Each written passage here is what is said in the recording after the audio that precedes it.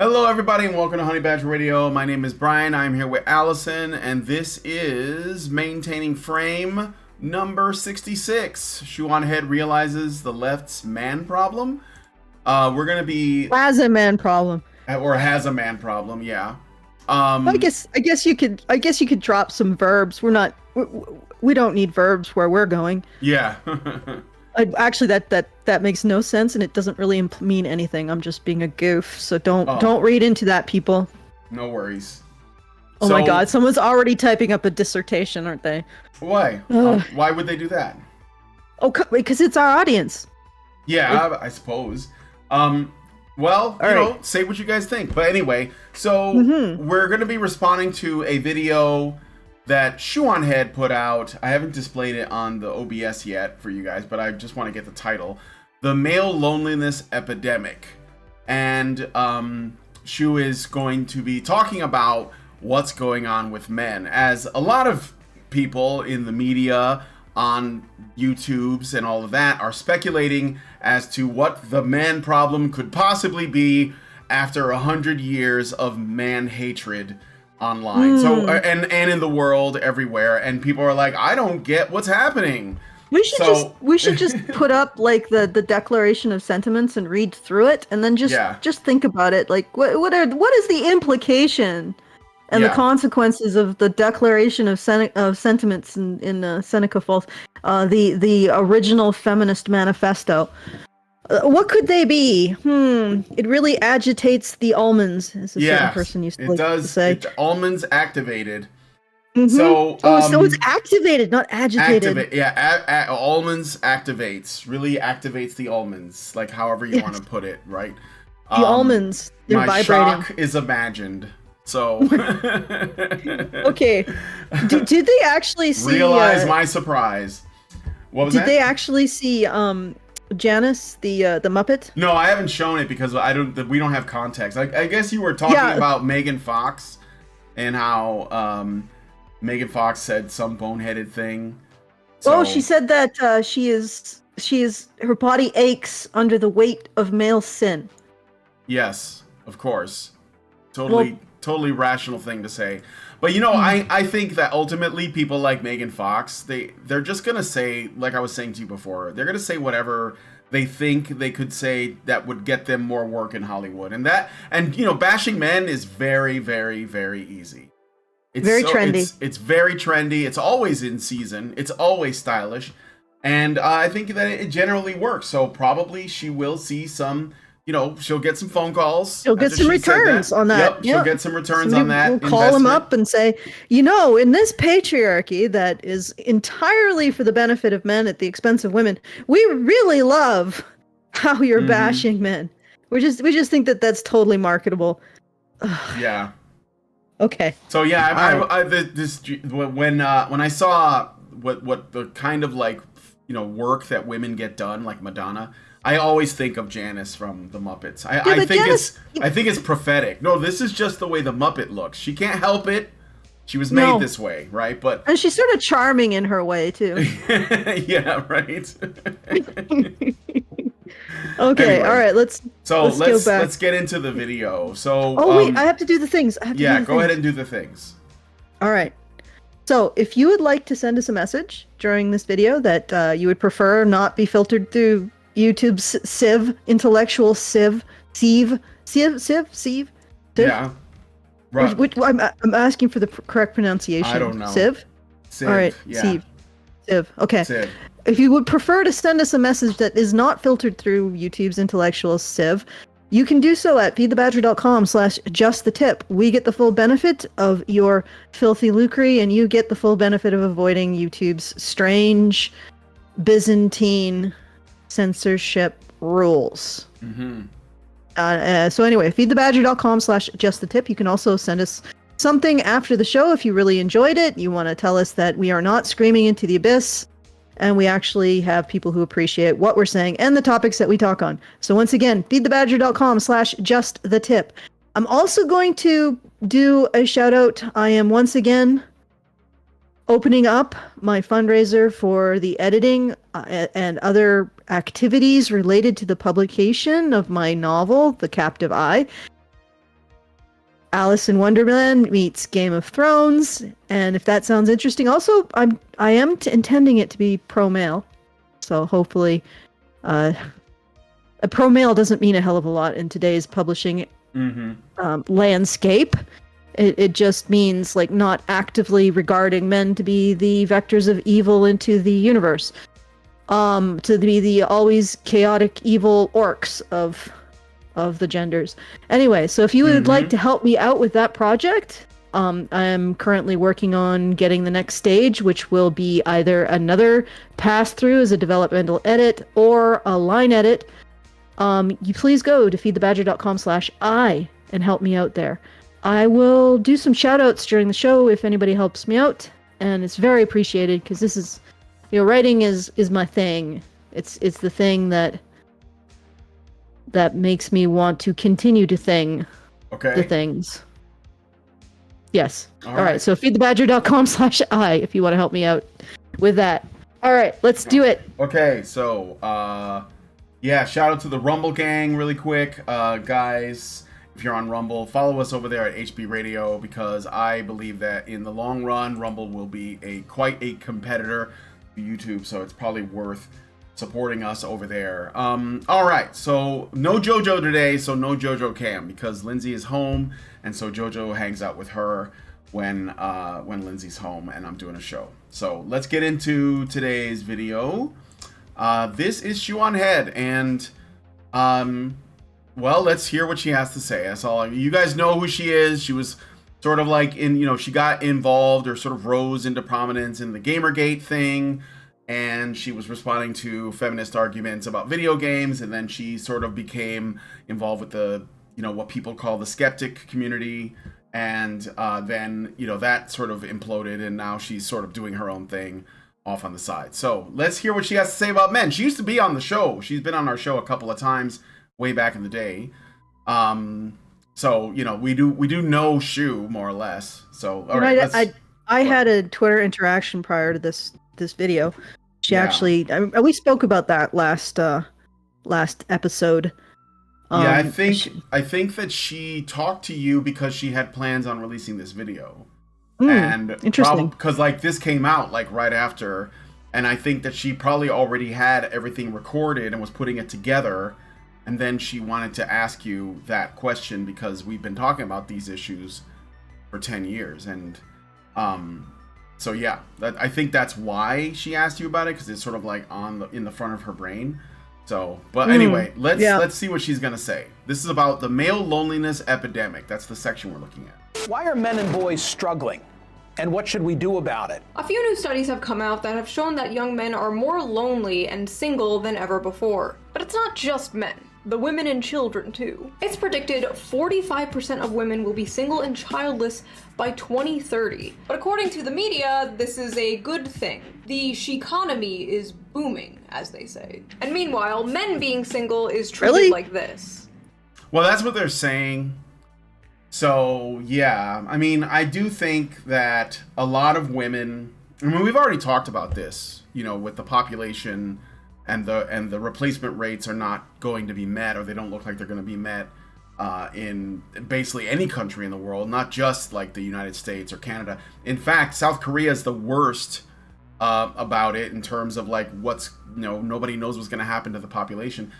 And a lot of it has to do with this kind of women are delaying motherhood, or they're not. I mean, from what I saw in reports, the number of women and men that make a conscious decision not to have families has always been around 10%, and that number has not changed, and it still hasn't changed. I thought it was 5%. Yeah, it might be less. It might be 5%, and then there's 5% that, for whatever reason, can't have children, they're Oh yeah, okay, fair enough. Some medical problem or whatever. So, but for the most part, it's most people do want children. I mean, it's sort of, we're hardwired for that. But what's happening now for the last, few generations, and this is everywhere in the world, there's been women who have been, they've had this idea that they can delay family and pursue things like career and education, etc. And then they come back around to being, okay, I'm ready now. And unfortunately, they've got all these problems. They can't have as many kids. They're not able to have kids. They didn't meet the right guy. They don't, for whatever reason, right? And some of that comes down to what kind of man they like, because if women are making more money than men and then they're looking for men that make more money than they do, then that means that the pool of men to pull from is really small. Men's education, well, everybody's education sucks, but men are getting lower. They're not getting as well educated, or they're not getting the same accreditation that women get. So women are looking for guys because they still want to marry up. The pool is shrinking, and so what ends up happening in a lot of cases, I think it's like 80 or 90% of cases, women, it's not that they didn't want family, it just didn't happen for them because of all these other factors. I want to just point something out here. In our own community, we've had several women start families, presumably too late. Post-wall, I guess would be. I don't know where the wall is supposed to be placed. And there are women who are already on 2 kids. So the real limiting factor, I think, is not necessarily, and yes, they did start in their 30s. I said that, didn't I? No. And you said post-wall, but yeah. Yeah. Well, I mean, I don't know where the wall is now. Let's not worry about that. Let's not worry about that. But regardless, they started families in their 30s. They've managed to get to 2 kids. I don't know if they're going to have more. But the thing is that they had solid relationships with men. So even if they did delay having children into their 30s, they still managed to do it because they had been working on their relationships, right? Right. So it's the thing is not just women delaying having children. It's women delaying settling down in a relationship that I think is really critical. It's like, that's the first damn step. Right. But the key word there is settle. Yeah. And most women are not willing to do that. That's the problem. And I'm not just blaming women, don't get me wrong.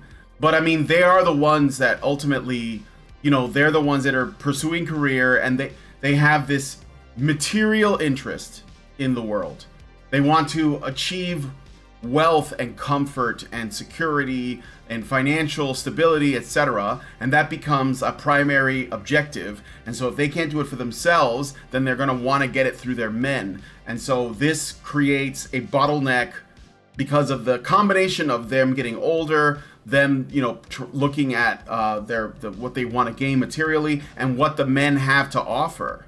And there's also, you could also throw in things like they want, men with jobs that are, that have a high status. So like a man that might be like a laborer or an electrician or something. Maybe they might make decent money, but it's not necessarily something you can go to a party and brag about. And the truth is, there is a lot of that, and I think it's disproportionate. I don't think it's everything, but I do think that there's a number of factors. So it's not just I'm getting old and my kids, I might not have kids, but it's like I can't find a man good enough, and I've been told that I deserve whatever, right? The top 1% of 1%. So if that's what they're looking for, then the key thing is, yes, they have to settle, but most women don't want to settle. And if when you Go ahead. Go ahead. I was going to say, when you devalue masculinity, feminism really is just the process of devaluing masculinity. First, they start with this narrative that men would oppress women without feminism. So the average man is apparently dislikes women and wants to subjugate them sans feminism. And you can't get away from this. That's the implication, which degrades the value of a man in a woman's life. Yeah. And then there's just more that you add on top of that, more that you heap up onto that. So you end up with a very men as having to deal with a huge amount of negative press and negative advertising before they even get out of the door.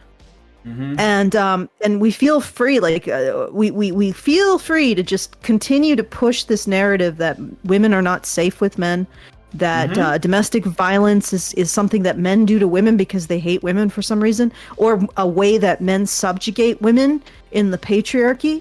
All of this messaging is absolutely terrible. Yep. And right out of the gate, if you're going to make men labor under this negative messaging, it's going to be that much harder for people to develop relationships and family under that negative messaging. the trans issues, no offense, the trans issues, the gay issues, all of that stuff is minimal compared to the effect of the negative messaging about men. Absolutely. No, it right absolutely at the core, is. Yeah. At the core of men would construct a society for their own benefit. So they'd grab up, they'd hoover up all the benefit. They'd even use domestic violence and rape as a way to maintain the system of subjugation of women. All of that, like, this is what really sort of aggravates me about conservatives. And I know we're talking about the left's man problem, but this is sort of, I'm going to bring up the conservatives man problem. I know you are.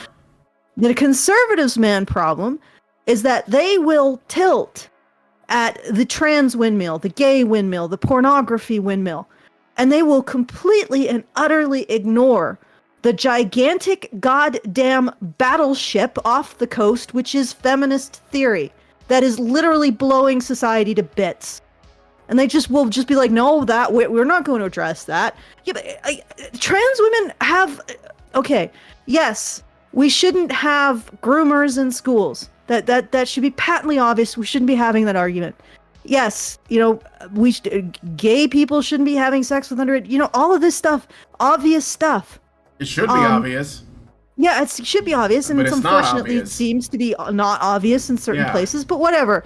The point is that when we're looking at societal degradation and the destruction of the family, you guys, like conservatives, constantly go after targets that are relatively meaningless in the whole scheme of things.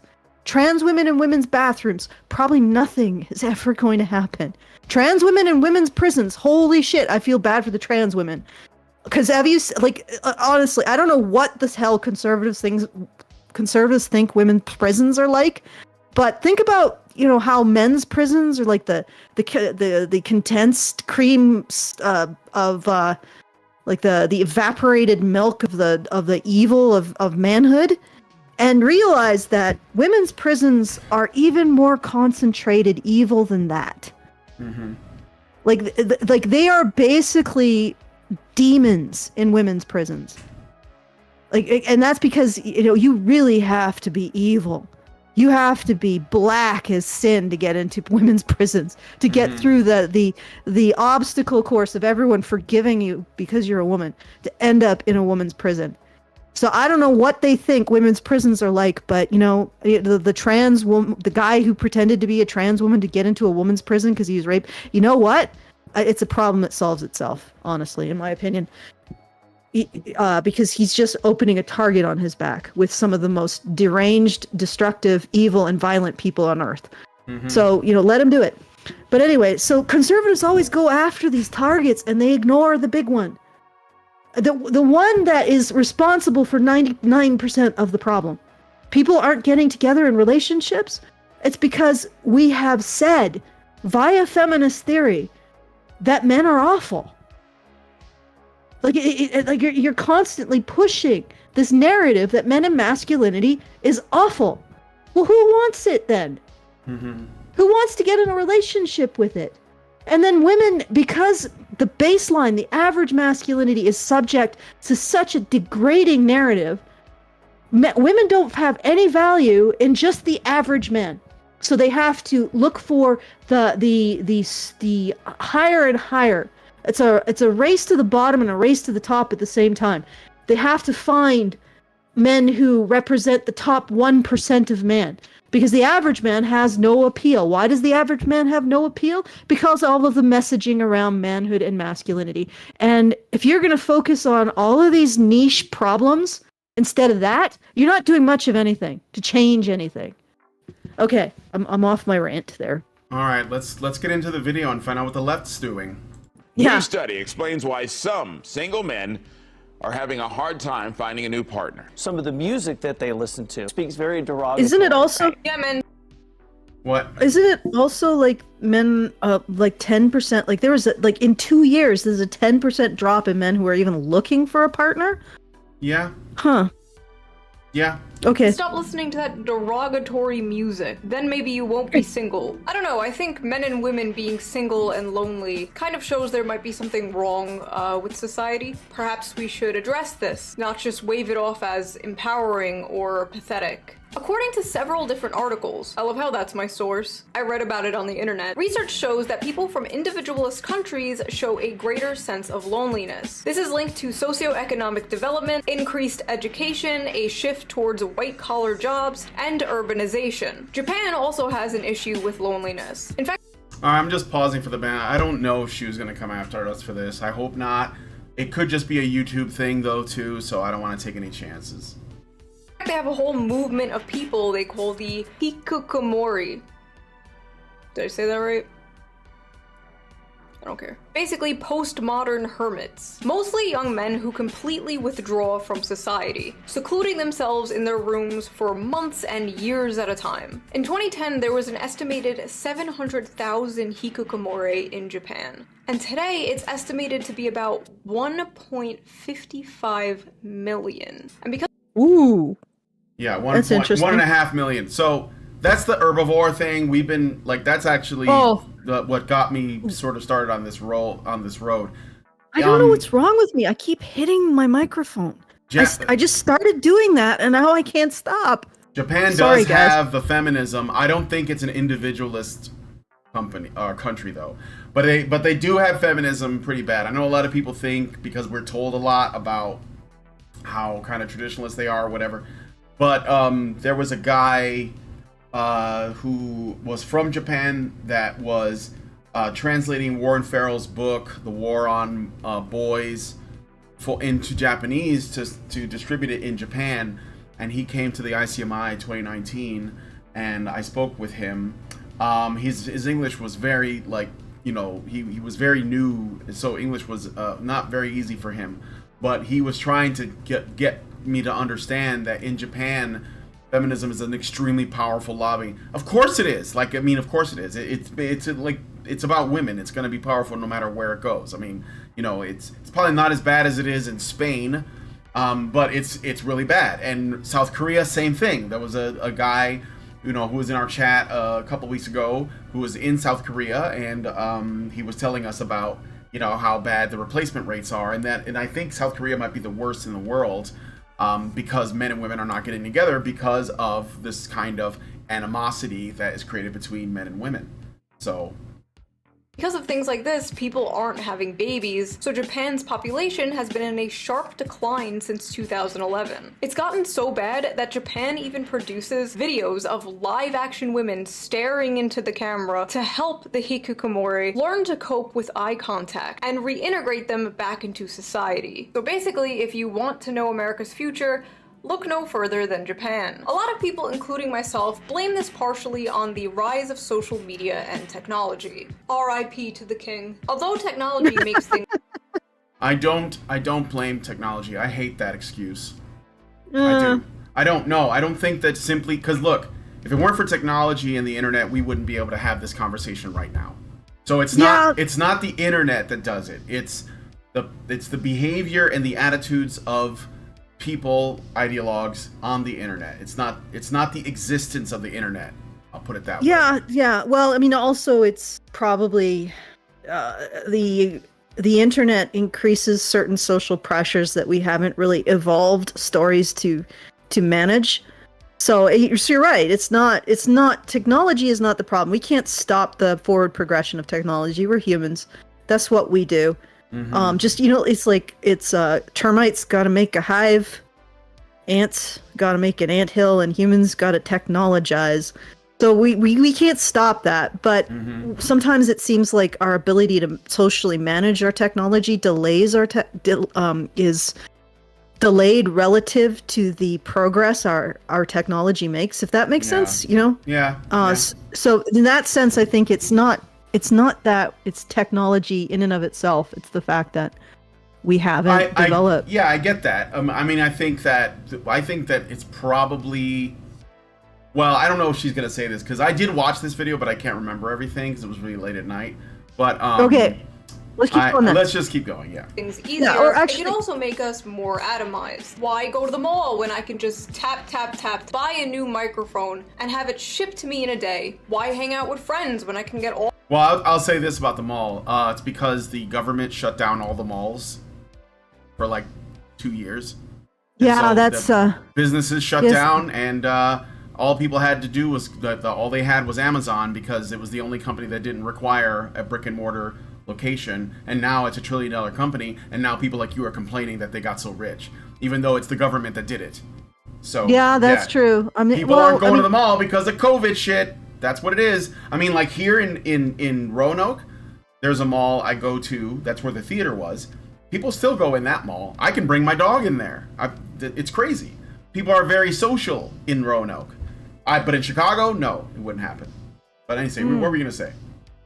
Well, I was just gonna remind everyone to send those super chows in.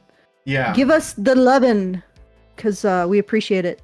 And that's not gay, is it? Yeah. Maybe a little bit. No, well, I mean, I don't know. It depends on who's sending us stuff.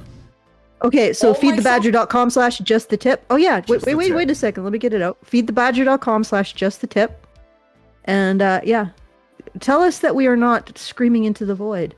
Okay, keep going. Oh, right. Although I know that you were saying that's likely we're being totally trounced by the Blair Roseanne Barr. Yeah, Blair White premiered her podcast with Roseanne Barr right at the same time that our video came out. So we got 71 people watching. So hey guys, thank you so much for choosing us over that. Because I'm sure that the Blair White Roseanne Barr thing is interesting. But I mean, I don't think it's entirely unrelated. But yeah. Anyway, I'll say one thing, one shallow thing. Mm-hmm. Roseanne Barr looks better than Madonna. Than Janice from Madonna. Yeah, she does. She's like lost weight. I'm actually looking at this. Sorry, Roseanne's like an attractive grandma. You know, I think so. Yeah, she's taking good she's care like of a herself, grandma considering her age. She's aged well. Yeah. She hasn't attempted to laminate her face. Yeah, which ends up making you look very strange. She doesn't appear to have had a bunch of work done. So no, she just lost some weight and obviously keeps herself healthy in her aged. I don't know what Madonna is doing, but she does. I am now 1 degree of separation away from Roseanne Barr. That's ooh, cool. Yeah, because we met Blair. We've had Blair on the show. She used to be a regular before she blew up, and so now I'm 1 degree of separation away from Roseanne Barr. But anyway, let's continue. Social interaction I need from Twitter and streamers. Why go on dates and bother meeting women when I could just tap, Google big boob and get 2 million results? Or see my high school crush's holes on OnlyFans for only $5. Instant dopamine, instant satisfaction, and hey, who even needs— That's a little bit of an oversimplification. You know, like, men, if young men are not being socialized, like, you know, appropriately by their parents, so that they can get into social situations and make friends with people, then they're going to struggle with women as well. And also, when you consider that, you know, we live in a post-Me Too world where women can just feel uncomfortable and get a guy fired or kicked out of school or whatever, and we've seen and talked about many stories of this, why would men bother to take the risk? So, like, again, it comes back to, what are women doing? It always, why are men acting this way? Is it just because the internet exists? No, it's because there's something about the social environment that men are not comfortable with. Yeah, well, and the other thing is that when you say that men don't want to take the risk, there's 2 parts to that, and people need to realize just how much damage this narrative that men don't care about women is. Because men do care about women. They care about women very much. Why do you think that every single nationality has a waifu attached to it? Have you noticed that? Yeah. Colombia, you know, the Lady Liberty, every single nationality, starting with the very first nationality, which, you know, the Romans, who did it first with Roma, you know, the female personification of the nation. Why? Sure. Because men will sacrifice themselves to protect women. They'll even sacrifice themselves to protect an abstraction of a woman. So it's like when you say things like, men call their ships and their cars by female names, right? Yes, because they care not about because them. not because they're treating them as property, but because they're subjectifying them as people. Okay, but here's here's the my overall point. When you have something like Me Too, and the overwhelming narrative is that being approached is harmful to women, men will internalize that and say, well, I don't want to harm women, therefore I'm not going to approach. So it's not even just like, oh, I'm going to risk punishment if I do it wrong. It's that they don't want to do it because they don't want to harm women, because men are motivated by not harming women, by not wanting to do things that harm women. Okay? So a lot of, there'll be some men who will be like, you know what, I want to do it because I don't want to face any kind of legal or social repercussion, and that's perfectly valid. But there'll probably be an even larger population of men who'd be like, I don't want to do it because I've been told that that is tantamount to rape. So you know what? I'm just going to not engage in hurting women in this way. So I'm going to stop approaching them, period, because I've been told that this is traumatic for women. What do you think is going to happen if you say that to men? Yep. All right, let's keep going. Needs a real woman when you could just have an AI girlfriend. We're so f***ed. Dating apps really are the great Satan, and I'm convinced they've completely broken men's brains. Women on dating apps are picky. Women in general are picky, and I mean, naturally we are pickier. We're the ones who carry the babies. At least for now. But on dating apps, you have to admit, it's a little insane. It's safe to say that the commodification of love and the window shopping of dating apps probably has to do a lot with the rise of lonely single men. Men are not just lonely when it comes to dating, they're lonely when it comes to friendship too. According to Vox, Americans are currently in a friendship recession, and men are being hit the hardest. I don't think she's gonna address this. Why are men having trouble associating and building friendships with other men? Now, I don't think she addresses it. I think she just puts it out there like, well, that's strange. Not only are men not able to form relationships with women, but they're also not able to form relationships with their fellow men. Why might that be? Could it have something to do with the fact that whenever men try to get together and associate with each other, women come in and break it up and they assume it's dangerous somehow? Or could it be because every space that men used to have has been essentially disintegrated by women? I mean, I'd say feminists, but I think that most women are feminists anyway, at least in upstairs, right? To some degree. I don't care if you're whatever the newest wave is, or you are you're a suffrage feminist. It's the same shit. That's what not just most women, but most people. But it starts when women say, "Oh, I don't like that you're going out with those guys. Oh, I don't like that you're going bowling, and I don't know what you're doing," or whatever it is. No wonder men aren't able to build friendships with other men. Even if they go to college and they go to join a frat or something, it gets broken up. Title IX, dear colleague letter. I don't like that these guys are doing stuff. Gosh, I wonder what the problem could be. I wonder why men can't make friends with each other. I mean, it's like these social bonds that people make throughout their life, whether they are romantic or platonic, are the most important bonds that we have. They are the most important, our familial bonds, which are also broken because, fathers are generally not around. Their divorce rate is really high. People are encouraged, or rewarded, incentivized to have children outside of wedlock, to get divorces. Why wouldn't they do it? And of course, because nobody's starting families, there's no incentive to think about the future. There's no incentive to say, well, I should probably make this country better for my children and my children's children, because you don't have children. So I'm just going to live in the now. That's the whole attitude, right?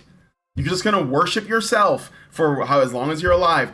No wonder men are struggling, because men want that. They want to build relationships with men. They want to build a better society. They're looking for a purpose. They're looking for meaning. I wonder why they don't have it. I guess they just stopped. No explanation. Allison, you're muted. I don't know if you know that. She might be making tea or something. Okay, I'm going to keep going. This is a little frustrating, though. Sorry.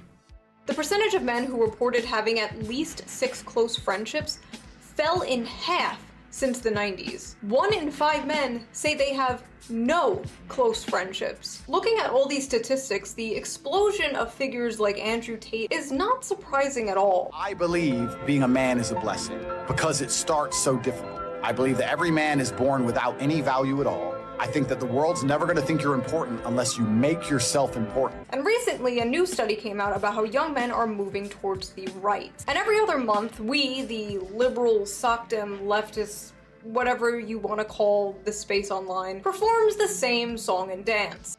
I'm pausing it there before we get into the tweets. I apologize. I was just enjoying some fighting with my chair while you were.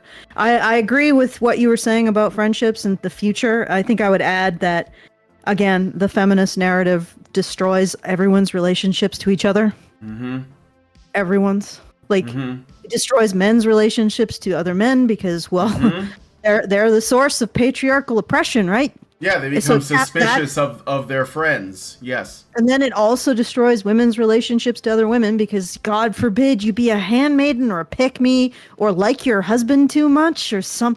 Like, it's just really... You know, as much as it's misinterest, it is also absolutely misanthropic. Like, it's just like the narrative of self-hatred.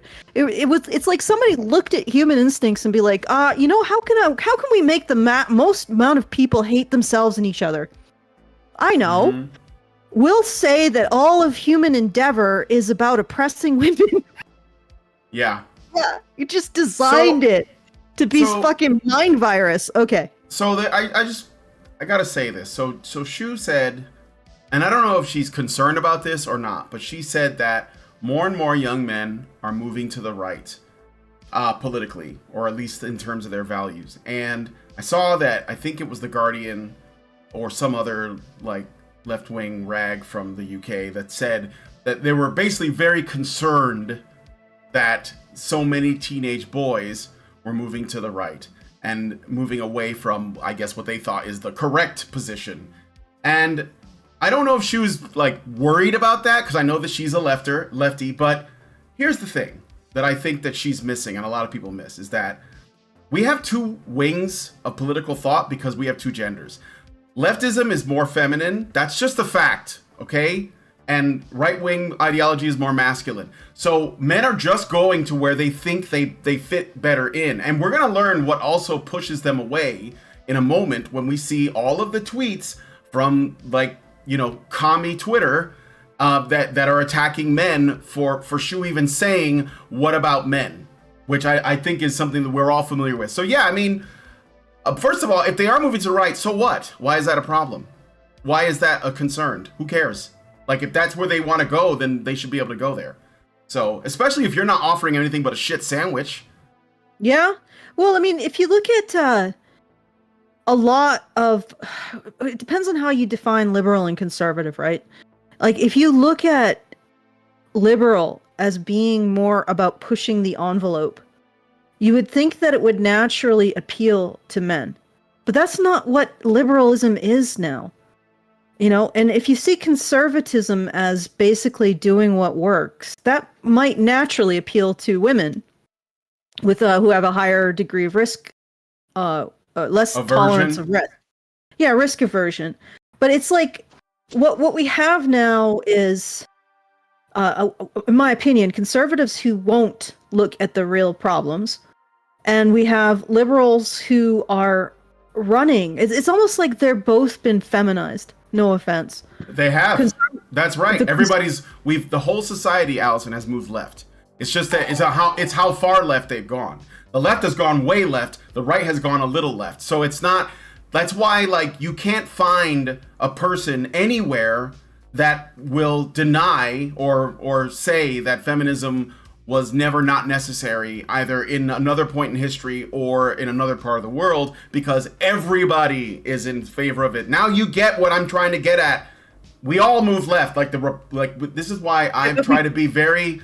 This is why I use left and right and not liberal and conservative or Republican and Democrat or whatever, because those terms are not useful. It basically comes down to masculine and feminine. Masculinity is about individuality. It's about essentially taking charge of your own life and and it's kind of I wouldn't say every man for himself kind of thing, but it's more like meritocratic. Yeah, meritocratic, or a man who's basically like, look, I don't need anybody to look out for me. I will protect myself and I will protect my family, right, by my own means. And leftism is more like, we as a society need to come together and protect the weakest of us, right? So, but we have to do it collectively, and that is more feminine. So that's what I'm saying. That's why when I talk about it, I guess you can just put it that way, that the further left you go, the more feminine you become as a society, and the further right you go, the more masculine you become. Now, what we need is a kind of a balance, but I think that freedom of choice has to be a central part of that. And the problem with leftism is that it always slips into authoritarianism, because you start hearing messages like, well, if we're going to take care of everybody, then we need to use a centralized power to do it. So that's why leftists tend to be statist, okay? So, well, yeah, look at the feminist narrative. And this is why it just astounds me how conservatives just cut their own throats. The feminist narrative is essentially men would be awful without government intervention. As organized by feminists. Yeah, sure. But again, we've all become feminists.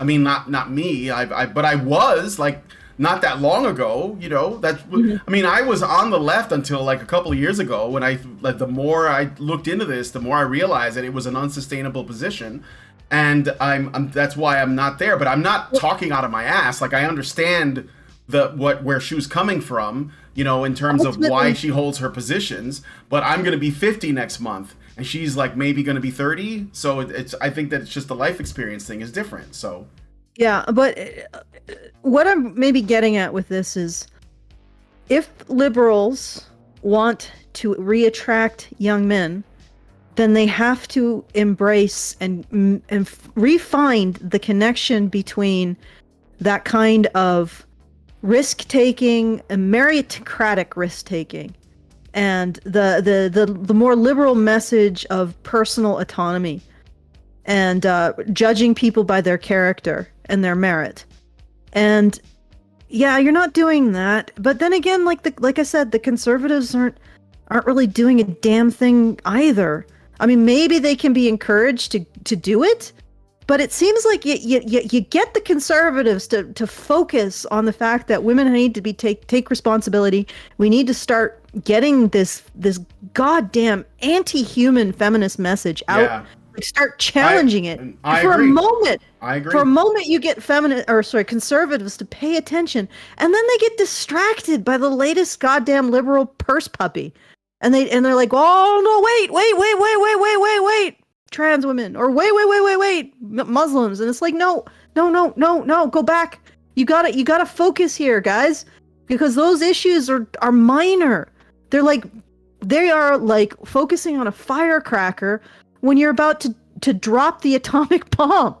It's like, yeah, no, one is really destroying society. The others are just distractions. And anyway, so that's what I see. And I think, again, it's because conservatism is infected with this allergy to female responsibility. I'm like, what? I don't even understand it. I don't understand why it's such a horrible statement to say that women do have responsibility to take for society. And that when half of the human race is no longer expected to take responsibility for society, problems result. When they're given a big goddamn narrative to blame men for everything, problems result. And the only way to stop those problems is to slap the narrative of lack of responsibility, metaphorically in Minecraft, out of their hands and start expecting responsibility taking. And I know there's a whole contingent who's like, we can't expect that from women. Mm-hmm. Well, for most of human history, women did take responsibility. They had to. Mm-hmm. Or people wouldn't have survived otherwise. I mean, this is a really artificial situation we're living in right now. We're living in a bubble that has never existed in the past. We've never been in a situation where women's work wasn't instrumental for the maintenance and of human life. Like, it was just an add-on. We've never had that situation. You know, women in the past, they called it the power of necessity. Yeah. They were essential to the survival of their communities. Now we're not in that. Mm-hmm. And it is, honestly, I think it is a bit much to expect women to just exist with this, and I don't like I don't have an answer for you, but to exist without any real purpose or responsibility. Like just be there for no reason except you're, I don't know, you just all right, doing nothing. Well, anyway, go ahead. Let's play some more. I did get some super chats, but I'm going to read those in a bit. I want to get to some of these responses. I didn't get any support for my work, so please consider going to feedthebadger.com/I and helping me out with that. That would be very great. Yeah. All right, let's go. What's wrong with men? Why is this happening? Why don't we have a leftist Andrew Tate? We need to push men to the left. Andrew Tate rarely, if ever, talks about politics. Andrew Tate talks about men, and the left only talks about men when they talk about Andrew Tate. A few months ago, during one of the monthly song and dances, some progressive people I follow made the mistake of addressing men's issues, and the even bigger mistake of pointing their finger at their own spaces for not doing enough to address. Okay, let's look at this. All right, so it says this is a socialist commie named Sid. You know it's a commie because they put a rose in their name, and they said the reason young men flock to alt-right MRA movements, because that's what we are, is because the left gives brain-dead advice to young men. We need to be more compassionate to them for our own sake. Now, yeah, what a surprise. I just want to make sure that you guys understand, this guy's not saying this because he cares about men. He's saying this because if he doesn't say this, the men are going to join the other side. So he wants to recruit them because they're useful, not because he gives a shit. Yeah, but also, like, how are you going to create these massive social change without the buy-in of half the human race? Mm-hmm. Well, I mean, they just thought men would just do what women asked them to do. So. Oh, well, okay, let's just address the fundamental problem with communism and socialism when it comes to men. You will not get buy-in from men if you do not have some form of meritocracy.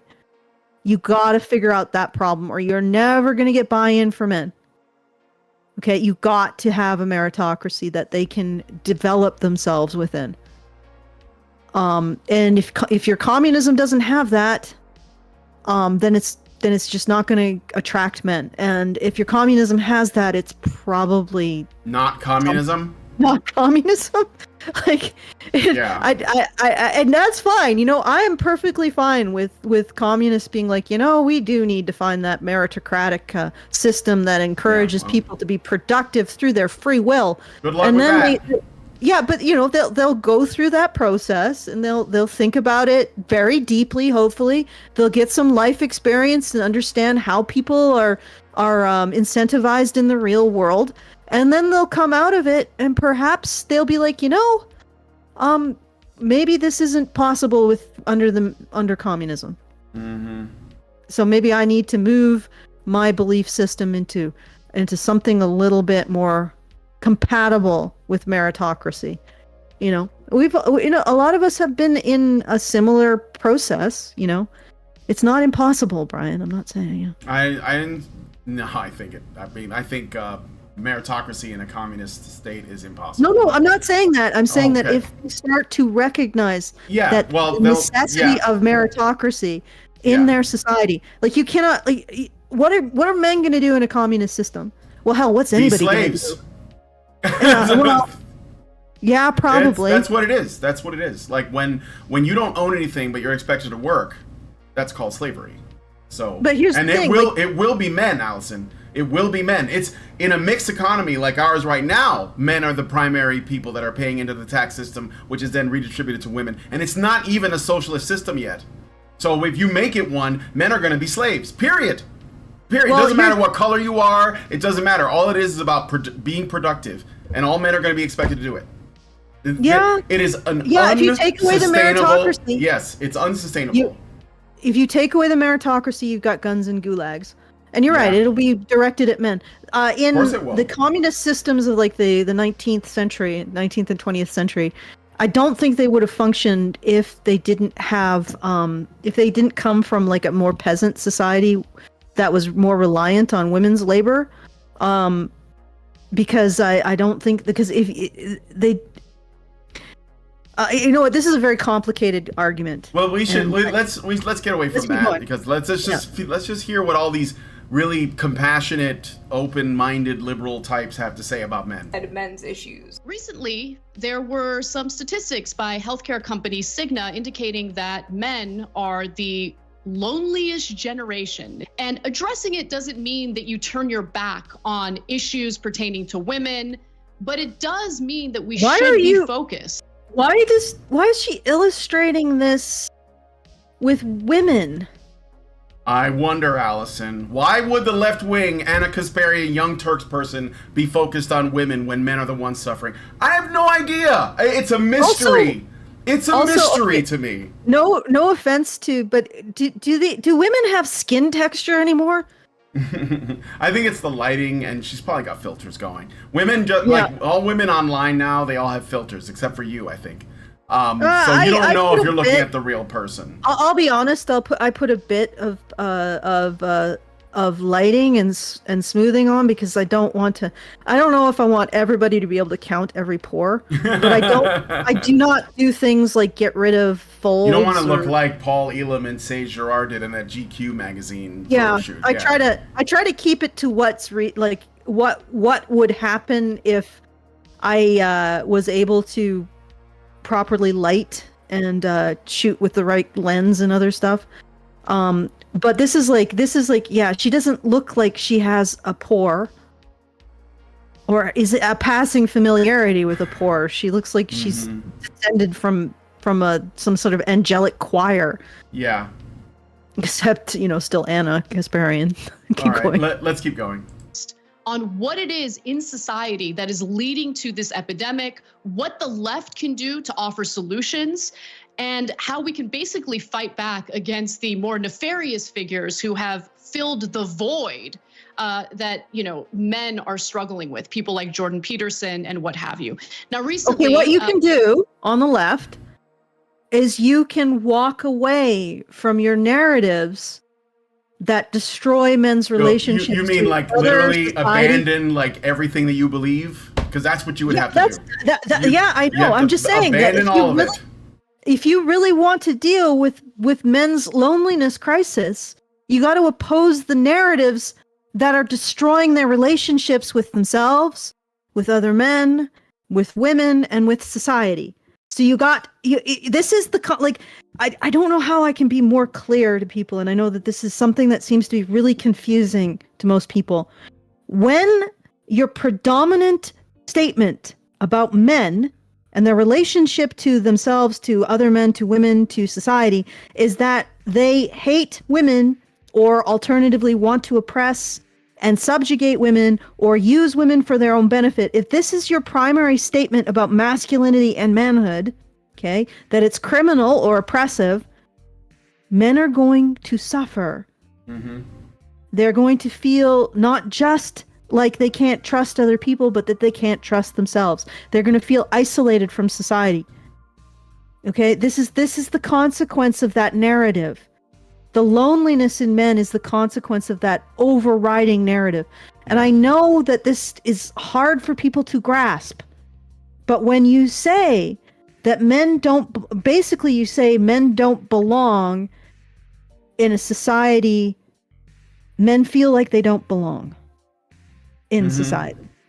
Mm-hmm. Like when men construct a society by their own efforts, they construct oppression, they start to feel like they don't belong in society, right? That's the narrative you need to change. And if you're not changing it, and the conservatives don't seem to want to do anything about it, the left doesn't want to do anything about it because it's so damn useful. Like it's basically the basis of their moral authority.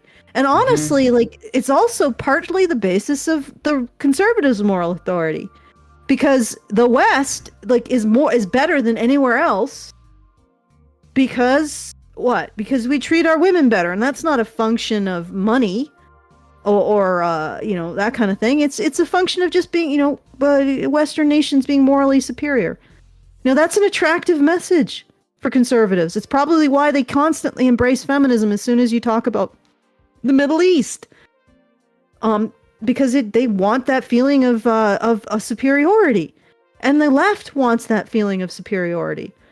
And as long as you want that feeling of moral authority and superiority, you're going to be alienating men. Because it's based on the idea that they don't belong. Like, that's it. Let's bring it down to brass tacks. This whole narrative, this whole feminist narrative, essentially means that men, as they are, do not belong. Why are men lonely? Sorry, I just blew out your everyone's eardrums. All right. I got some super chats. I want to read through them really quick. So, an anonymous person gave us $5 and says, Shoe0nHead has always been sus to me, and my suspicions were kind of validated when she went after Diana Davidson and became buddies with Vosh. I didn't trust her, and didn't her ex try throw MGTOW under the bus because of one guy? I'm not sure that sentence makes sense, but also something weird happened yesterday with the Super Chow. I did send one because some technical difficulty must have happened. I think it happened because I sent it exactly as you closed the first story. That's why you couldn't find it. That's weird. Because normally they show up in the Discord, so I don't know why it didn't show up in the Discord. I said that Anita played a game once during the 90s and claimed to be a gamer. I compared it to a musician and athletes starring in one film, and because of that, they're considered actors, or someone smoked a cigarette once or twice, but died of old age with only those 2 cigarettes under the belt. The wall for women varies, but it's usually between 18 to 29. It may stretch to mid to late 30s. But that's if she has the genetics, healthy diet, and lifestyle, like no smoking, no partying, and no drinking, exercise routinely, etc. MGTOW covered the grass-eating men thing about almost a decade ago, and now they're caring and trying to push the blame in technology instead of women and feminism. Fuck off, bullshitting cunts. All right, thank you for that. There's a lot there, but I appreciate the super chow nonetheless. Here's a giggle for you. Let's see. I got Meredith G gives us $5. Thank you, Meredith. Maintaining frame number 66, honey for the Badgers.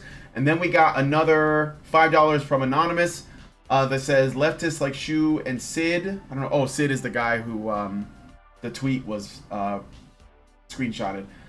Are doing damage control because men are finally realizing that they're hated because they exist. Men are now saying, fuck you, enough of this shit. I just hope they become based on male genital mutilation. Rates are decreasing. I do think that there is more conversation around the problems with circumcision too. I agree with that. And that's like the one thing that I think the left does agree with too. So to be fair, of course they see it as a way to dig at, religious people, but I think that it's just a terrible act and it shouldn't happen. Anyway, rates are decreasing. If it does come to communism, best believe I'm grabbing my AR because they'll come for our guns. They need to if they want to enslave us. Anna looks artificial. She looks like AI Shoe was talking about. LOL. Oh, the AI, yeah. Personally, I prefer a natural look. I've noticed that AI women are looking super realistic now. It's crazy. I mean, their hands are probably still weird because they're hiding them, but... all right. And, I mean, they even move, they dance and stuff like that, and you're like, is that AI? I mean, some are bad, but, like, I've seen some really good ones. Very convincing. And then, thank you again for that super chow. And then Zeranx gives us $5 and says, this is why I tried sharking the video involving Not So Erudite and Kevin Logan, because leftists are thinking they have to take control of helping men while thinking they know best. Their tendency towards collectivism will further harm men, ironically enough. Further irony is they'll keep trying because they won't have properly applied their methods correctly. All right, thank you for those. NobaFan21 gave us some Rumble rants. He gave us 2, so thanks guys so much. Allison, your bitching is getting people to respond. Gave us $2 and said, I have the anti-tech angle, I hate the anti-tech angle people use because far too many parents would rather have their kids stay indoors if it meant keeping their kids safe. God forbid they teach their kids social skills. Yeah, exactly. Just take them to birthday parties and shit. Socialize your kids. Then NobaFan gives us $3 and says, I just heard that a lot of Republican states are trying to get rid of no-fault divorce. I think there is a lot of feminist tiers you can use for content. Well, I mean, I've heard that too. We'll see. Sometimes, like the wheels move slow. But I would say that talking about the problems with no-fault divorce for 10 years and then you start to see, like, things changing, I think that's actually probably moving pretty fast. I mean, I don't know. Maybe I'm too optimistic, but I don't see a reason to get black-pilled. I think that's what they want, so Okay, so all that out of the way, do you have any thank yous or? I'm extremely lucky.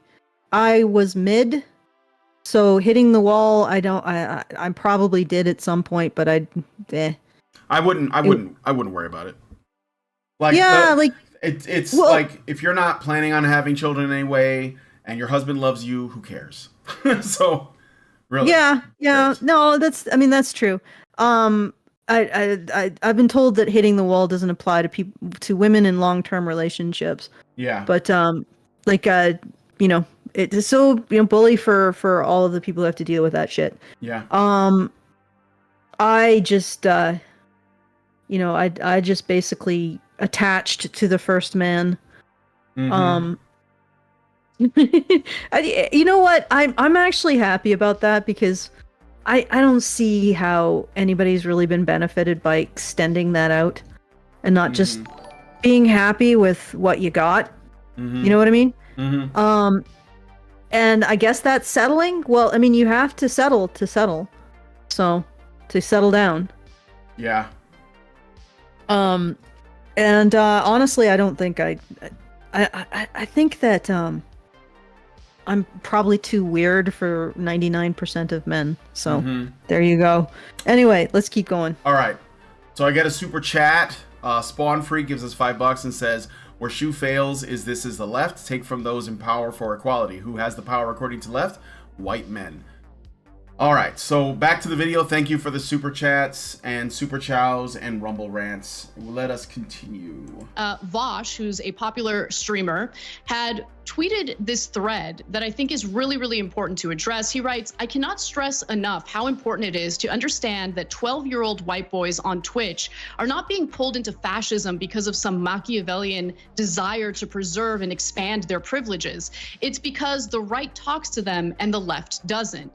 All right, let me pause there. Vosh is a demon. Don't even bother trying to figure out what he means. He's basically doing the same thing that I said.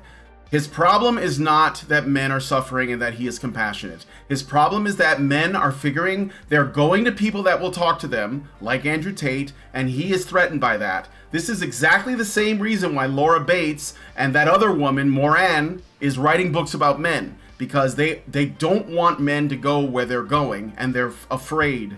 But they're not actually trying to address what men's concerns are.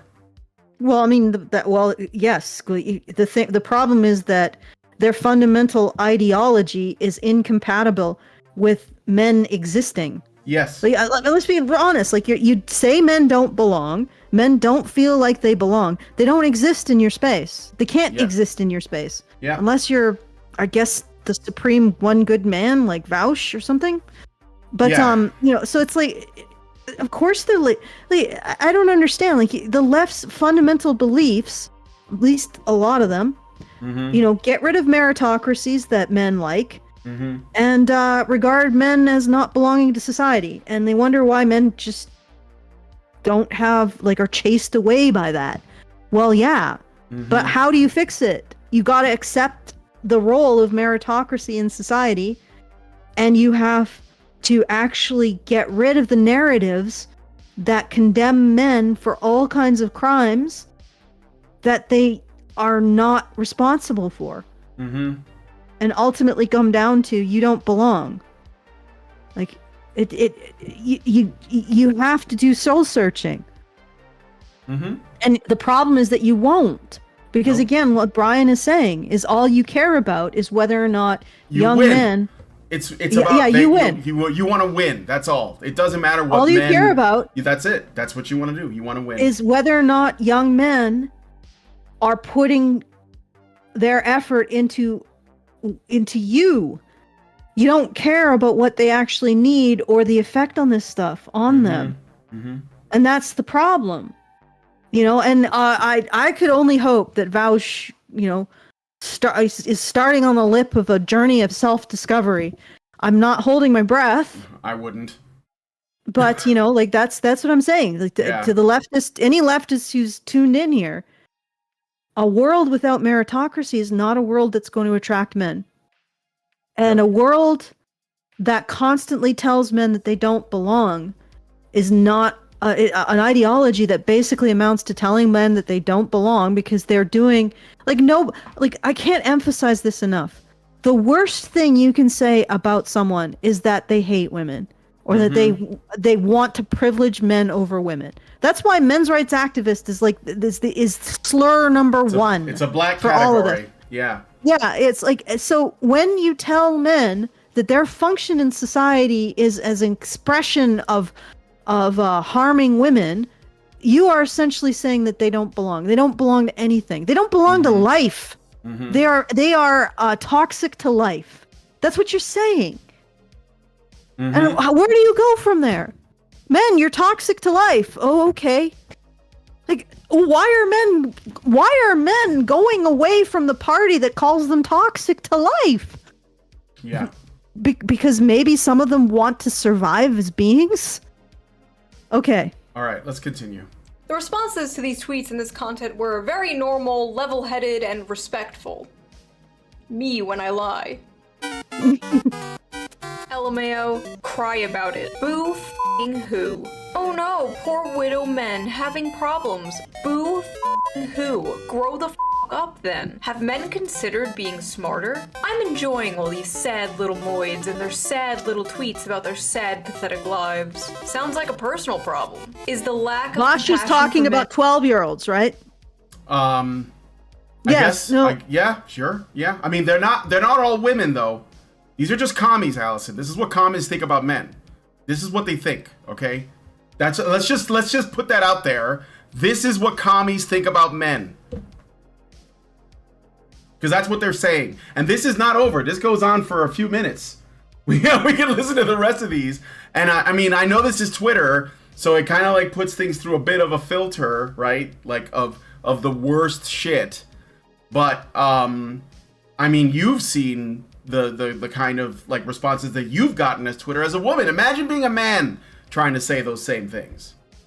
Imagine being Vaush. Okay. Yeah, or even or even a commie like Vaush that's like, hey guys, we don't want the men joining the fascists. We should try to like get them to come over to our side because we want to win. And they're still like, but we hate men though. But fuck men though, even if they're 12-year-old boys. Fuck them. Yeah, like what privilege do 12-year-old boys have? They will become oppressors and rapists, apparently. This is insane. Like, this entire framework of reality is insanity. I'm going to say that right now. We are living in a fucking cult. The cultists are the ones in charge. Yep. Well, actually, not the cultists. The ones manipulating the cultists are the ones in charge. This is all psychotic. Okay? This is psychotic behavior. And the fact that they're directing this at 12-year-old boys who are moving away from this psychotic behavior. Well, geez, why? I mean, all we want to do is beat them. Why do the 12-year-old boys, why are they running away from us? Must be they're afraid of losing their privilege. Come over here, boy. I want to brain you with a metal bat. Like, dumb. It's so dumb. It is dumb. It is going to be what destroys our society. Guys, this is it. We are looking at the eye of what is destroying our society. And that pushing this out into the greater world is destroying every other, the sub-Saharan Africa. Well, they're eventually going to be at below replacement too. This is what is not just destroying our society. I'm being optimistic. This is not just destroying the civilization. This is destroying our species. Right now, we're watching it. This stupidity. Yep. Okay. All right, let's keep going. It's because they need a scapegoat, probably. Okay. I'm gonna have to. I have spilled my tea. God damn it! And I need to get myself. Allison spilled the tea. I need to get myself something that is flat and fibrous to clear the tea up that I have spilled on my desk. So, you want me to wait, or I'm gonna play more the rest of these? Play tweets? more. I have already got a taste, Brian. Yeah, I'm pretty sure that I will play return. The rest of the tweets.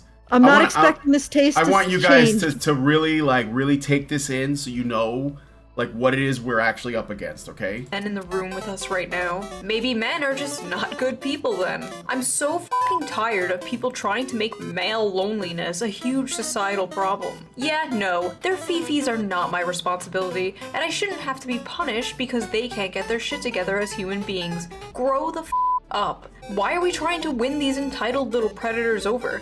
The left isn't for them. That's why they go right in the first place. We're all lonely and alienated. It's young men going to the alt-right in droves. The problem isn't our messaging, it's them. It's literally not our problem. Men flock to Andrew Wait, Tate, can we go back to that? Yeah. Can we just go back to that one? To this one? But why? Why are we trying to win these entitled little predators over? So, boys don't belong in our society. Why are they leaving? What the okay, how does this make sense? It doesn't matter though. It doesn't matter. I believe that men don't belong, boys don't belong in the left. Mm-hmm. We're all lonely and alienated, but we don't believe that boys belong in the left. Why are they leaving the left? Obviously, it's something wrong with them, even though they don't belong. And I've just said that boys don't belong. This is a mental dysfunction, okay? They are projecting their own statement onto boys. Why are men and boys leaving? Because they don't belong. Oh, obviously everybody's alienated. They're leaving because they're bigots. Not because I just said they don't belong. Like, yeah. Brian, this much mental fuck is hurting me. I've seen this and worse. Problem isn't our messaging, it's them. It's literally not our problem. Men flock to Andrew Tate not because they're lonely, but because they're bigots. Hope this helps. Nah, it's just misogynists being louder than before and not getting laid. LOL. Cry harder, losers. 90% of all homicides recorded worldwide were committed by male perpetrators. We should just get rid of all males, to be honest. This includes trans women, as they still retain male violence. So yeah, trans women, your days are numbered. That whole thing is a lie, and I'm not surprised. I'm not surprised at all. So, fuck it. You know, let's bash on the right some more. Let's do that. Let's balance things out. You guys don't pay attention. Okay. Well, the right actually agrees with that in many cases. That male violence, herp, derp, trans women, also men, blah blah. Like there is this collusion between the rad femmes and the conservatives now. It's unholy. It is possibly one of the most disgusting things I've ever seen. And and they don't seem to, like, the conservatives so much want to get rid of or destroy trans women that they're willing to throw their own sons under the bus to do it. It is despicable. Yep. And I'm not going to deny that is despicable. Again, I think that Shoe and well-meaning commies, okay, I think you're going to find a great deal of difficulty squaring the meritocracy circle. You've got to have a meritocracy in order for a society to appeal to young men. I hope she figures it out, because I don't think it's sustainable. I don't think this works. I think that men are the square peg and you're trying to fit them into a round hole. But regardless, it's not going to happen. If she is truly led by compassion for men, she will cogitate on that and go through her own process and maybe realize and flop out on, okay, so it has to have some kind of a meritocracy. And if you can make meritocracy work with communism, I would love to see that magic. Yeah, somebody get them a trophy. Okay, so I got another super chow from somebody. Wow.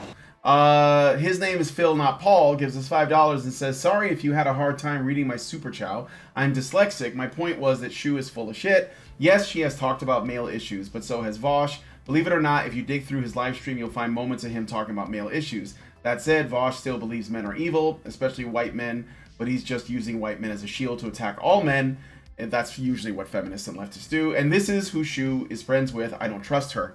I'll say this. Let me say this, though. Okay, so we have had Shoe on the show before. I think that she's well-meaning. I think that she believes that being on the left means that you care about people and that you are compassionate. I think that a lot of people who are on the left believe that, because that's kind of what we're all fed from before we were born. But I think that if she's really going to follow this through to its logical conclusion, she's going to have to go on this kind of like logical journey. And the fact that she still talks to people like Allison tells you that she's not fully bought in. Vosh, on the other hand, complete demon. Absolute, like, fucking tanky, commie, violent, murderous piece of shit. But Shoe, I wouldn't put her in the same. I wouldn't put her in that camp. Okay, let me put this to everybody who's listening. We have said, take Andrew Tate, you know, for the good things he's done. Let's look at what he's done that's positive, and we can focus on that without having to constantly apologize for everything negative that he's done. And yes, he's done negative things. Okay. Can we look at Shoe, and not necessarily Vosh? I don't know enough about Vosh to have commentary on him. Can we look at this and say, okay, she's here. This is positive.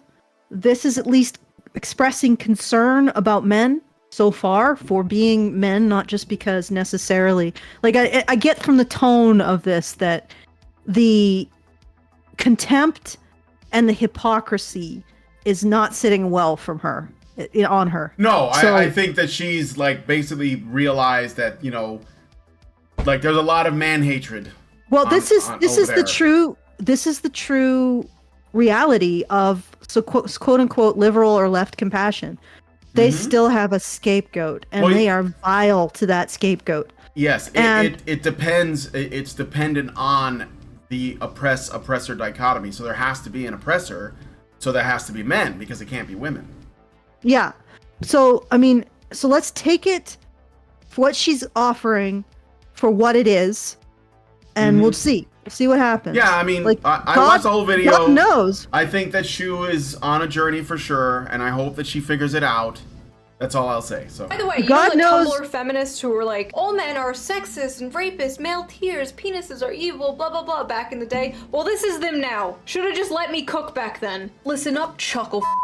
I'm white, socially awkward, autistic, in my 40s, ugly, overweight, crippled, got a weird balding pattern, and have bad skin. You know what I didn't do? Choose to become a fascist, because I recognize most of the sort that look like me are the problem. I may be hideously ugly and pathetic. What? Holy crap. Yeah. Okay, can I don't even know. That might be a woman. I'm not really sure, but yeah, I wouldn't be surprised. I wouldn't be surprised. It might be. It might be. But go ahead. I have massive self-loathing and self-esteem issues. I am attracted to people who think that my bio group is the problem. Incidentally, I don't think women as a bio group are a problem. Right. I think that there's a lot of shit that's come intersected in this particular century to cause what we're seeing among women now. And one of those big things is that women no longer have the kind of heroic character arc or the heroine character arc in fairy tales. Like a lot of fairy tales were about the development of women psychologically. Little Red Riding Hood, the Snow Queen, even the Iron John, which was mostly about a young man, but also had bits and pieces of female development in it. Yeah. So, I mean, we don't have those stories anymore. And think about it. 200 years ago, those would have been our media and our predominant messages and the predominant stories that people existed within and took as models for their lives, right? So women had, and now women do not. They don't have the maiden, which represented courage. They don't have the matron, which represented strength in helping others. And they don't have the crone, which represented wisdom from the first two. And maidens were courageous. They suffered, and they never let that suffering change how they responded to their circumstances. It was very much like almost like a take on a female version of the Christ myth. So this was critical stuff, and we don't have that anymore. The only archetype that is left for women, and it's not even really an archetype, is the wretch, is the victim. That's it.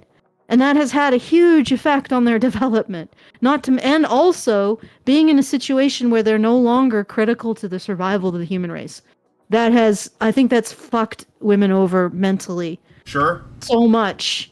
Like, I started to talk about this, but it is hard Okay, I don't have as much of a problem with it because I feel like I have other things to offer.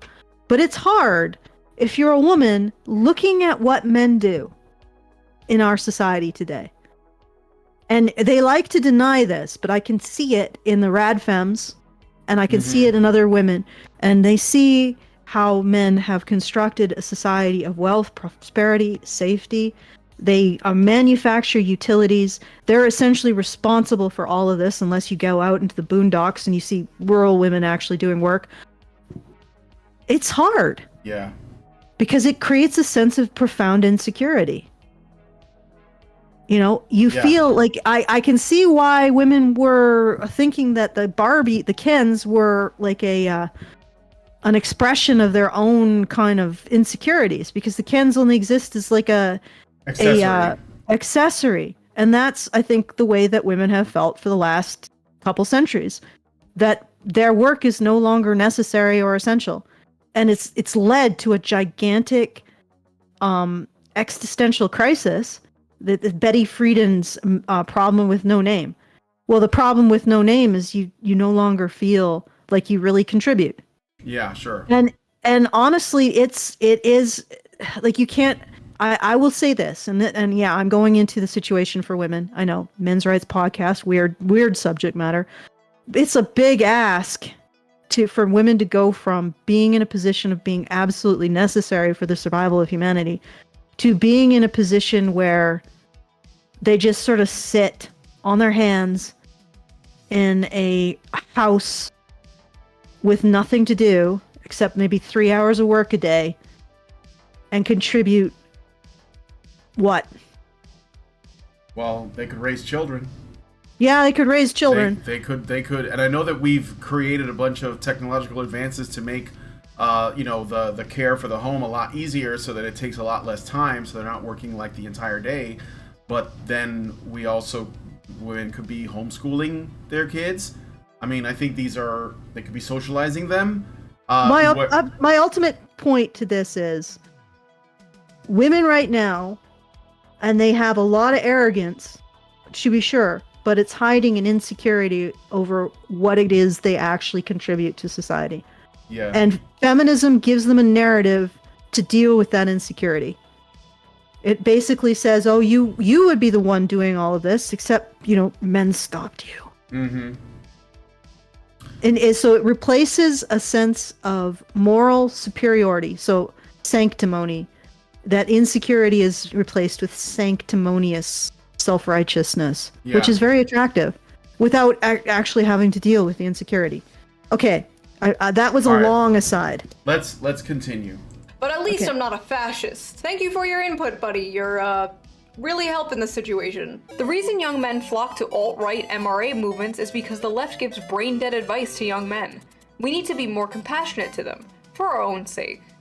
So yeah, we're brain-dead MRA alt-right. I mean, we knew that, though. We knew that. No. He's saying the left gives them brain-dead advice.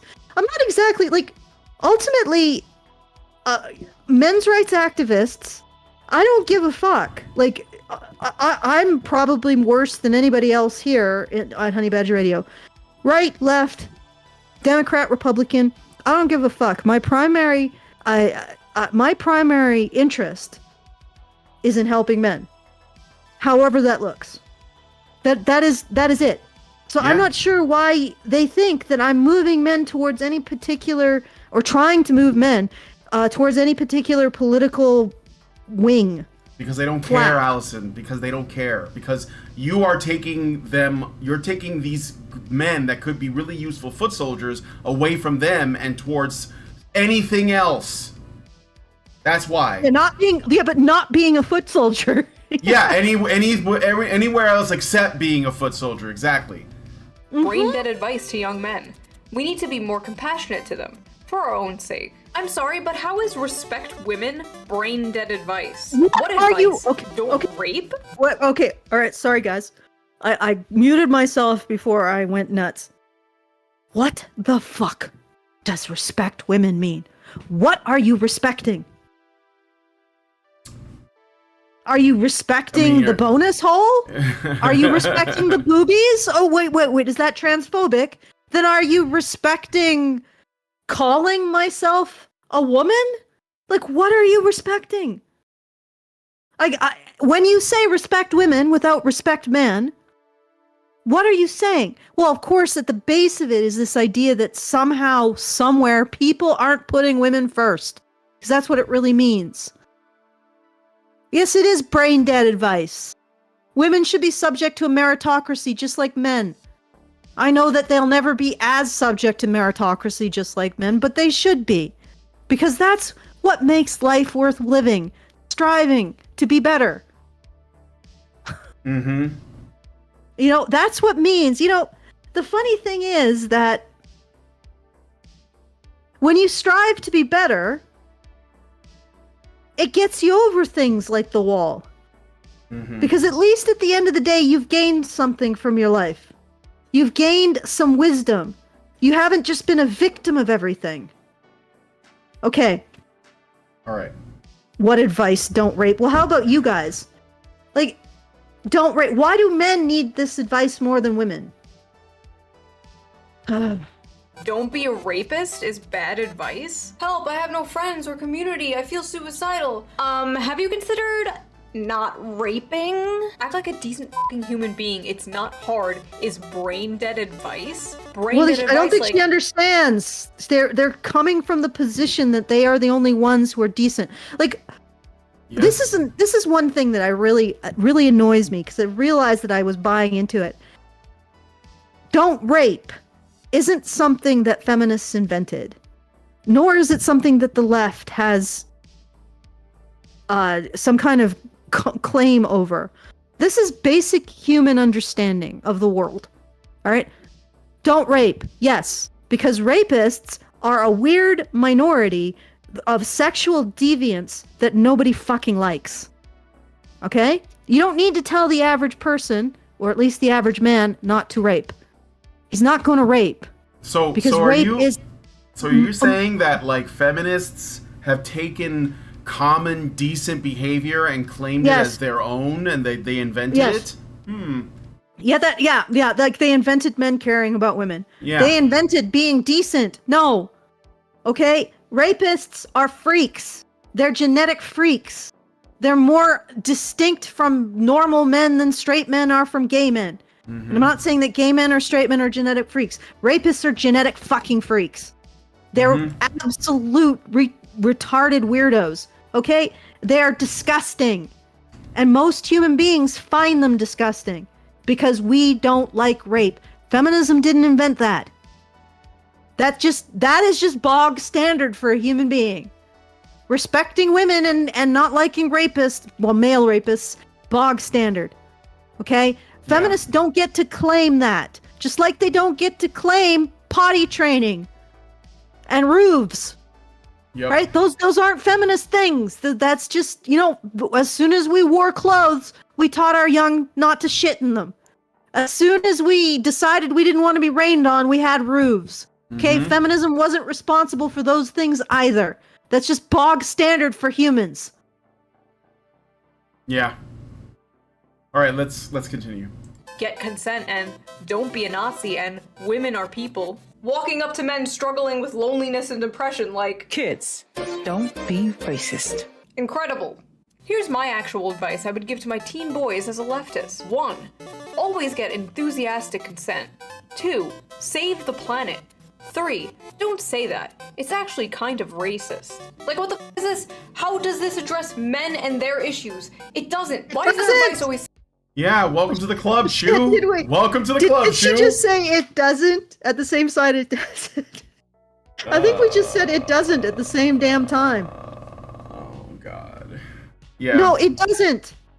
Because the left is in some kind of preternatural love affair with condemning men, and if we recognize their issues, we could no longer condemn them. Okay? It has projected this image onto men. This is how it's like going into Nazi Germany and saying, how does this help Jewish issues? That's not the point. The point is that we need to scapegoat men. And the only way that we can see them as having issues is that they're not scapegoated enough. All right, let's keep going. Seem to be become a liberal. Hey men, here's how to fix all your problems. Agree with me politically. Men flock to the MRA movement because they're the largest beneficiaries of MRA shit. Imagine saying women Wait, flock beneficiaries of what? MRA like, shit? okay. MRA shit. What's MRA shit? Like, no I'm trying idea. to think here. Like no idea. Like, barely paying your rent on time? Is that what you mean, Shoe? Or like whoever that Twitter person was? well, not Shoe. It wasn't Shoe. Yeah, I know. She's reading somebody else's things. Okay, what is MRA shit? Basically, no offense, not getting anything done for years, not getting the issues addressed for fucking years, because we're dealing with a horrible headwind. The only thing that MRA shit does successfully is for the men who actually tune in and listen and share this with other men. We challenge the idea that men do not belong to society, that men aren't a positive contributors to society, that men aren't important to society, that men don't have a bog standard, don't rape, respect women. Like that's the factory setting for men. This is what we say, and we have been at least successful in continuing to say it. Mm-hmm. All right, that's it. So what? The biggest sounds like fascism to me, Allison. I'm sorry, I can't hear over the sound of straight white male. So the men are the biggest benefactors of being told that they're not horrible and that they don't belong. Yeah. Okay, I guess so. The only way that we will allow them in is if they completely abandon their identity as men, and because if they identify as non-binary or something, then they can join. See. So they have to abandon their identity, their personhood, and then agree with whatever crazy thing that these people believe, and then just go along with it and do as they're told, and then you'll be free. So there you go. And then we'll consider addressing everything after we've dealt with your toxic masculinity. If you embrace the fact that you don't belong to society and you are a net drain on it, men, you'll be free of your depression and loneliness. Yep. All right, I got a What will happen? This is what will happen. Men will not be free of their depression and loneliness. They will accept it as their lot in life. Mm-hmm. Oh yeah, that's what you gotta do. You gotta come to terms with it. Okay, Albatross gave us a super chow and says for $5, most/all of identity politics is tooled for women by women. The reason why guys don't buy into intersectionality is because they're being forced to speak a language they don't speak.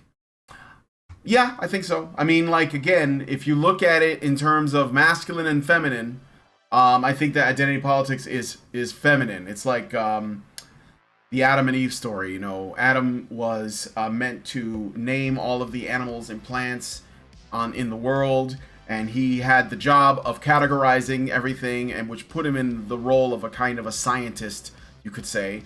And Eve, she was the one that could speak to the animals, so she had an intuition, and she would advocate for them, so that and she would challenge Adam's categorization, right? So it was meant to be balanced and complementary. Eve helps Adam, but she's kind of, let's say, I wouldn't say devil's advocate. There's too much irony in that, but like, she's supposed to an advocate for the vulnerable. An advocate for the things that can't speak for themselves, because she can speak for the animals. So that's why she was approached by the serpent and not Adam, because Eve can talk to the animals, but Adam could not. So and that's something I learned not long ago. It was super interesting, but it sort of like it sort of puts like where women are coming from. That's why women are drawn to this kind of identity politics thing, because they're putting people into categories based on what they believe their needs are and who needs to be advocated for, and the last person on that list is men, regardless of race or anything else. So that's the reason. Like, and men don't work that way. We look at the world in terms of what, of hierarchy, meritocracy, and what people earn. It's almost like that would be a very beneficial thing if there was a group of humans that had very little ability to advocate for themselves or get their needs met. Like something, if only human race produced some small vulnerable part of itself, like a human being in a small vulnerable state. Mm-hmm. All right. Okay. So thank you, Albatross. I am inclined to agree. I think that it is a difference of the way that also, it doesn't work. You the world. It doesn't intersectionality. It doesn't work, and the reason why it doesn't work is because it doesn't allow for a huge component of the humanity of the people that women supposedly are advocating for. It works when you're advocating for infants, because infants don't have agency and they can't be expected to take responsibility yet. It doesn't work for groups of people who need to have their agency respected and the consequences of their actions. So they are basically murdering parts of the psyche of these groups in order to put them in the mold of a purse puppy, of an infant. Okay. All right, let's keep going. To women's rights activism because they're the biggest beneficiaries of women's rights. Like, no f***ing shit. Let's be honest. Aside from procreation purposes. Yeah, that's a really good point. Yeah, obviously that's what, but they don't, but the thing is they don't think that we should be doing that. They think they should be doing that, but they haven't been doing that, so we're doing that.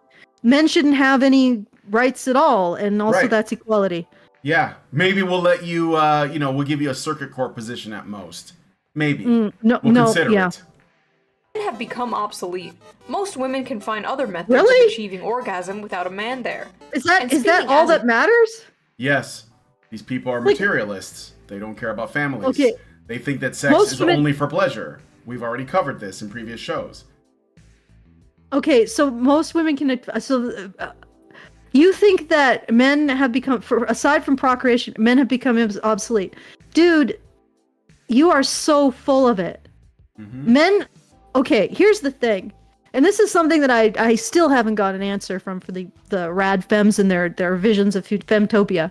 The fact is that men who have a higher, because they're men, they have a higher risk tolerance. They also have a higher tolerance for discomfort. They have a higher tolerance for exhaustion, and they have a greater physical capacity. Because of those natural biological endowments, women don't have to do certain jobs. They don't have to be linemen. They don't have to work on rigs. Getting oil. They don't have to do trash collecting, because men are willing to do it with the right incentive structure, which is a meritocracy, okay? So nobody has to be forced to do it. They will volunteer to do it because they are more indifferent to the risks and the harms of these jobs, and they are more responsive to the rewards. And that's just the way men are, okay? It's not a bad thing. Okay, but we enjoy the fruits of all of that in a comfortable society. So no, men are not obsolete. This is utter bullshit. You look like a thumb. All right. Sorry. No, it's all right. Let's continue. As a man, most of us are horrid to be around, and I don't blame any not. woman for just saying no thanks. Oh my god, Sorry, dude, men are adorable. Like, yeah. God. But you know what? This kind of like self-deprecating shit that these like feminist men do is so normal. Like I always anticipate it. Oh, we're the worst. We are the worst. Am I right? So what are you doing later? It's some weird reproductive tactic. Yeah, it is. It's okay, weird. but I just there are things that annoy me about men. Definitely. Like, it's just like there are things that annoy me about women. But, for the most part, men and women are generally adorable. The more strangely enough, I think my dog has really enlightened me to how charming a social species can be.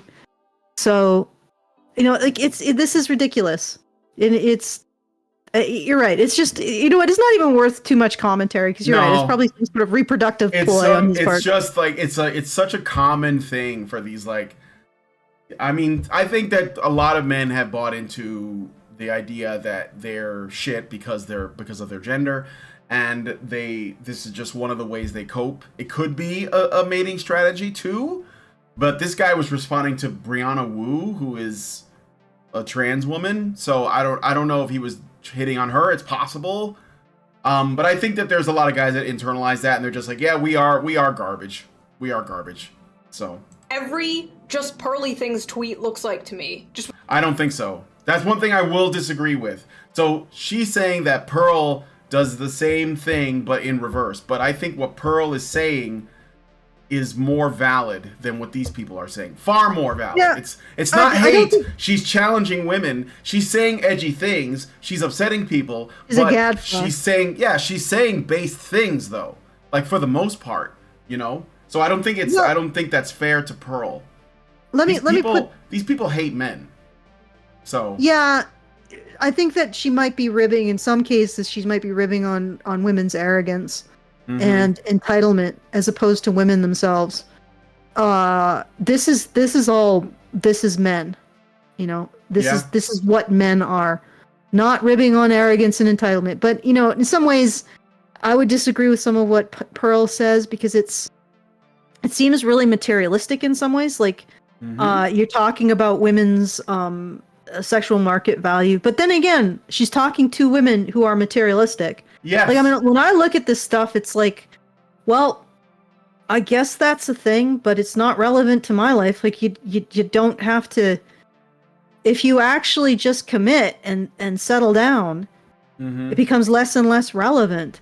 If you are in a situation where you're constantly wanting to get the best deal and you can't manage your own greed enough to just, you know, cash out when you get something that works, then yeah, maybe you do need to hear this stuff. But somebody poking at fun at a group's entitlement and ego. I don't know. Like I haven't seen. I wouldn't tweet the same things that Pearly tweets because I'm much more. I'm not really. I think most of it Pearl does like just to like piss people off. You know, I think that she probably has said some things that weren't great. I haven't looked at every post. But I'm fairly certain these commies are always saying things like this. Like there's a difference between somebody who's trying to figure out how to push people's buttons, and so they like say something, you know, edgy or whatever, but they probably largely believe a lot of what they're saying. But then there's these people who literally are like being openly hostile to people that they consider their allies because they dared to say, "What about men?" I think there's a difference. I don't think it's the same. So. Okay. How far are we going to go into this today? A little bit more. I mean, when do you want to stop? It's almost 7. We could get to... Yeah. So there is a section called Toxic Masculinity. And that... So there is that, and I kind of wanted to get to it, but we might not. So if we don't, we could just do another one and do a part 2. Because that part's shorter, but... Swapped. This is pathetic. You know what fixes male loneliness? Jerking off. As a man, I'll say this. Sit down, shut up, and beat one out. You'll feel better. I promise. The only men who belong are men who think that men don't deserve a right to anything. Yeah. And they just masturbate. Because that's fulfilling. That's fulfilling. Okay. So, all right. Just beat one out. Just off. Just watch porn. That man will be very disappointed in all of you. It's so funny how men feel entitled to a girlfriend. No, you sexist freak. When one side is like, wanting a girlfriend is sexist entitlement, and the other side is like, here's how to get a girlfriend. I don't know, bro. What happened to males just kicking the bucket? Now they just come on here and try to make their loneliness and misery into some social justice issue. Oh my fucking god, that's dark. Yep. Why don't you just kill yourself, bro? Hell, why aren't men like open to our message? Why don't you just kill yourself, bro? Oh, well, they are, but the ones that are open to your message are no longer around to receive it. Yep. God damn, this is just ugly. Okay, what did she say to this? Nothing yet, I think. I just paused it right at the end of her reading the tweet, so let's see what she says. Oh, trust me. Men are still kicking the bucket. And when they're not giving mind-blowing advice like just to be a liberal, they're outright dismissing men's issues completely. It's not our job to educate them. Since men created the problem, they need to take steps to fix it. We have other things to care about. Men can figure out their own problems that they created. Again, okay, it's not... What are these other things that you need to care about? Like, do you honestly think that, like, so we're just not going to care? What are these? So these are communists. Like, well, they're leftists, at least. I mean, Soviets would not, like, they would say that we have to at least care about the proletariat, the male proletariat. It's not really how it shook out, though. But no, yeah, I mean, it's not. Not really, but I mean, I guess like if they're lying to us, but they're saying nice things, that's better than like the reality. But sure. Okay. I don't understand. Like, how do you expect to do anything functional while ignoring half the human race? And not just half the human race, but the half the human race that is now, at this moment, primarily responsible for keeping your society running. Like, we're just going to ignore. This is definitely communist, yo. Like, oh yeah, those people, that group over there that's mostly responsible for the labor that keeps society running, we don't have to care about them. Mm-hmm. Wow. Very convenient, very communist there, very socialist, very, labor. Jesus Christ. Yeah, the people who labor, well, they just need to respect women more and hate themselves more. That's Yeah, that stopped being about the working class a long time ago. And I mean, I don't think... What are you about? Like, what are you guys about? Tearing everything down. Endless revolution. It's endless revolution. That's why they're constantly changing purse puppies, because as soon as you accomplish one goal, they have to come up with the next one. It's a spiral without end. It's intentional. It's supposed to tear down the entire society. It's the reason why I am more concerned with the left. It's the reason. Like they're an unchained wild animal tearing through our society. And yes, a lot of people don't know what's happening because it's like around the corner down the street, but that's the problem. It's the problem. So I got some super chows and a super chat I want to read out really quick, or a couple super chats actually. First, we got a super chow from anonymous person, and they said for $5, how absolute would women become if men invented the artificial womb, or obsolete, I think is what they meant to say. You can't replace all those traits from men you mentioned. I wonder what effect will AI work bots have on society and the relationship between men and women. AI is not going to be able to replace men in blue-collar work anytime soon. Yeah, the type of intelligence required is not the same as white-collar. Yeah. Like, white-collar bureaucratic is basically just a filing. I was messing around with AI today, and I think it's really overhyped. So that's just my opinion. But the thing with is the intersection of abilities that is required in blue collar work. Mm-hmm. You have to be physically capable of the work, and you also have to be able to be mechanically inclined and troubleshoot. Mm-hmm. And there's also instincts and like these kind of things that the AI can't replicate. Can't replicate. Yeah. So yes, AI is going to take over white collar work before blue collar work. Yep.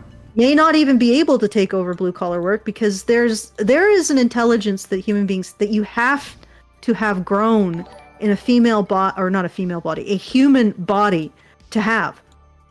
There is a tactile haptic intelligence that you literally have to have grown not just have, grown in a human body to have. Mm-hmm. And there's almost no, we're nowhere near replicating that kind of an intelligence. Mm-hmm. Mm-hmm. So good luck to us. I don't think that AI is really as much of a threat, except for people who can basically fall asleep on the job. Yeah, people who do busy work like that. I mean, women are going to be the ones that lose jobs mostly, I think. Like those desk jobs and that kind of administrative stuff. AI will be able to do that, I think. Yeah.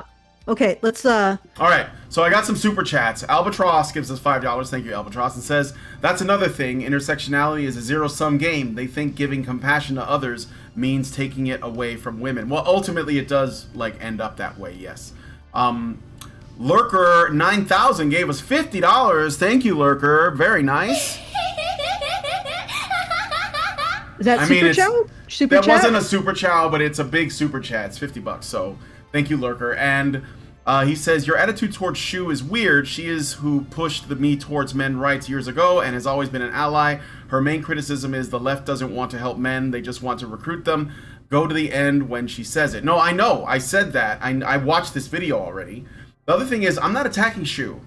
I'm pointing out, I never said anything bad about her, so I don't know why you're upset. And we've been doing this longer than Shoe has. I'm glad that you found us through her. Great.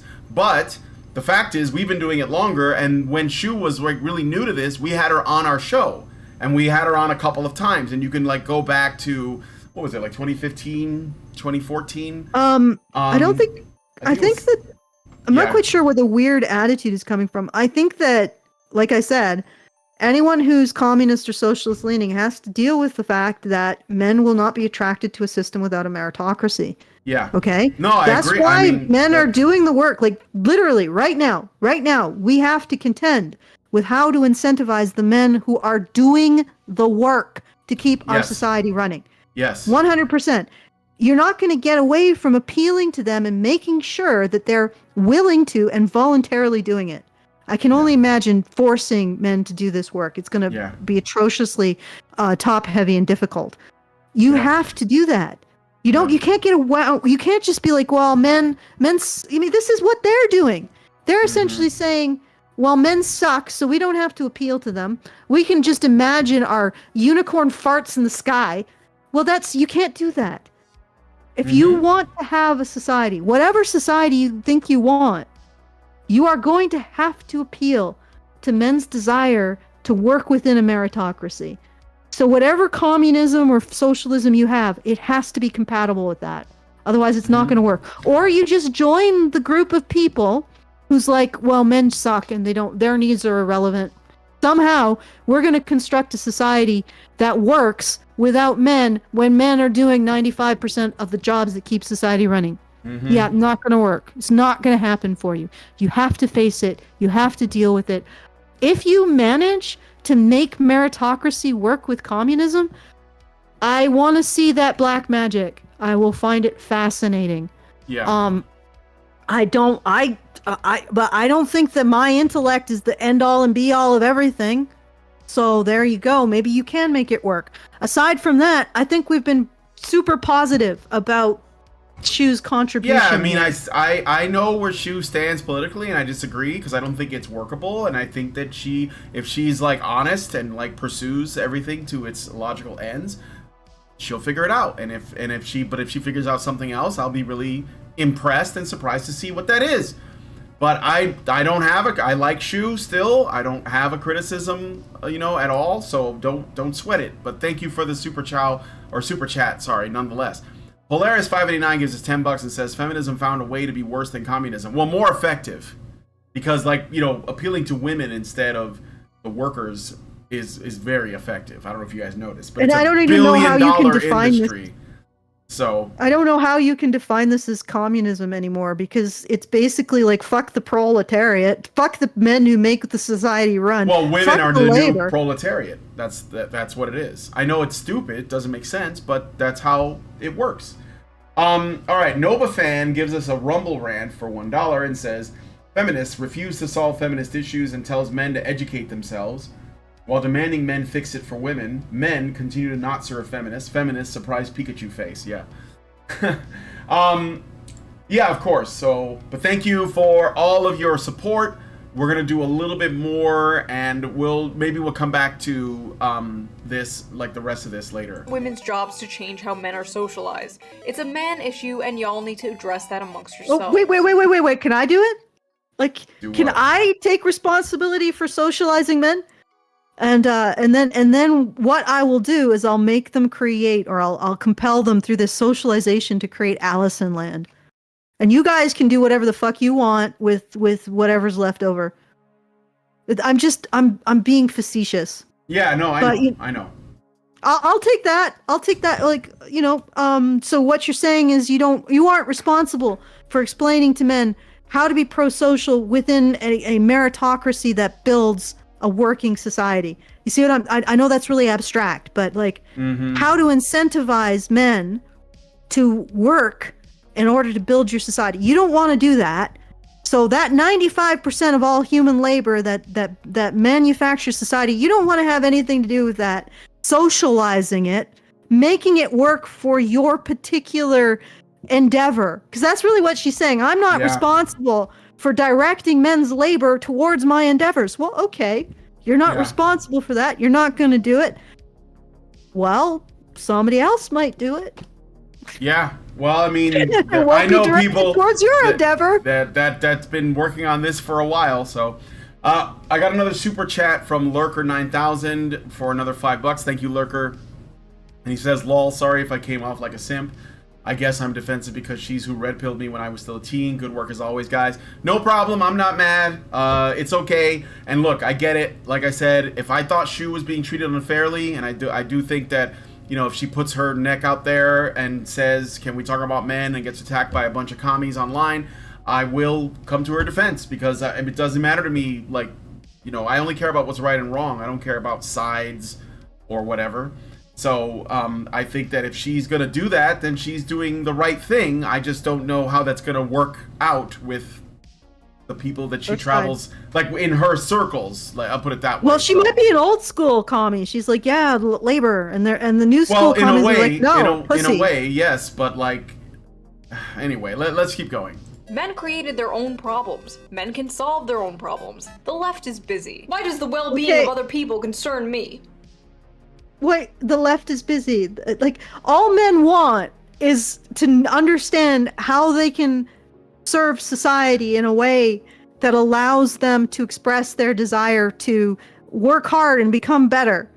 Okay? That's all they really want. They just want people to be like, yeah, you know what? You can build that shed for me. I'll be really appreciative and make you some lemonade and a I don't know, a banana cake. Right? That's what they want. But the left is too busy. Because, you know, the 95% of labor that's actually responsible for basically making our society work, that's not the left's business. That's irrelevant to the left. That's like, yeah, no, that's, and you don't even want to do the work. I don't even want to enact the labor of explaining to you what I want you to do. Yep. Okay, that's not completely anti. It's like, are you that dumb? Are you that freaking dumb that you're just gonna be like, no, I don't want to do that work? You know, the men have been outed as a group that just represents everything wrong with the world for as long before we were born. So, you know, the people who we just don't see men suffering. It's just a blind spot. But they don't even see. It's not even the issue of men suffering. Let's not look at this in terms of men suffering. Men are responsible as a group for the majority of the labor that keeps society running. Yes. And the left is saying this is irrelevant to us. Yeah, but they think that all this just happens, or that women could just do it. Let's just get like electrician Barbie up there, right? Yeah, but here's the problem with that. You're talking about the rad femme position. Here's the problem. Women aren't doing it now. I don't think that's the radical. I think that's just the feminist position. Okay, the feminist position. In fact, I think that's the normie position. Women are not doing those jobs. No, they're not. Women are not doing those jobs now with the current incentive structures because they do not want to. So what kind of incentive structure do you have to apply to women to force them to do these jobs? If they don't want to do it, you can make plenty of money. They don't want to do it. They don't want it. It's low prestige. It's uncomfortable. It's risky. It's gross. It's smelly. They don't want these jobs.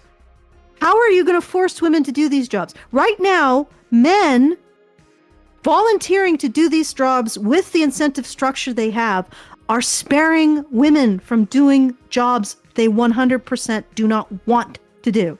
Now, you could probably make a woman do it with a gun to her head, but you can't make a woman do it with money. Because a woman will take a job with no money. Many women will take a job with no money that has prestige. They don't want these jobs because they're not considered prestigious. All right? They're not brain surgeon Barbie, or women don't really want to do brain surgeon because it's pretty risky and very high consequence, but it's not lawyer Barbie. It's not nonprofit board member Barbie. Right. Okay? It's not the influencer Barbie. You know, it's it's so they don't want to do it. And we don't yet have an incentive structure to make women do that. Money isn't working. You know, wanting a husband, that can't be. Like, what are you going to do? How are you going to compel women to take these jobs if they're already not taking them willingly, is what I'm getting at. Yeah. Okay. Okay. I don't know. Let's finish this off.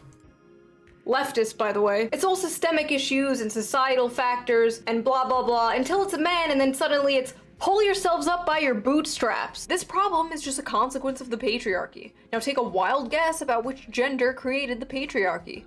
All right, now I'm gonna this is really useful because I have to say, as a side note, maybe we should just come, like, I want to wrap it up.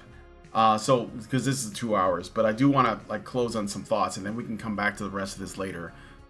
So the Barbie movie came out. This is all related, okay? The Barbie movie is a feminist movie, and even though people have tried to have like crazy, 900 IQ takes on it, ultimately it just comes down to what normie women and normie men walk away from, and that was the feminism and the overt sort of like women are victims narrative, right? That's what most people walked away. I don't know why people think that the average person is super intelligent and can like read between all kinds of lines and get like some kind of like, 9-dimensional fucking Monopoly result, but that's just not the way it is. It's like Mike, Dr. Ranamercam, when I did the news show with him yesterday, he said that, if you don't think that the women that are on like the whatever podcast represent the average, Zoomer woman, then you are sadly mistaken. And that's right. I mean, women have there's no force to sort of like push them to be anything else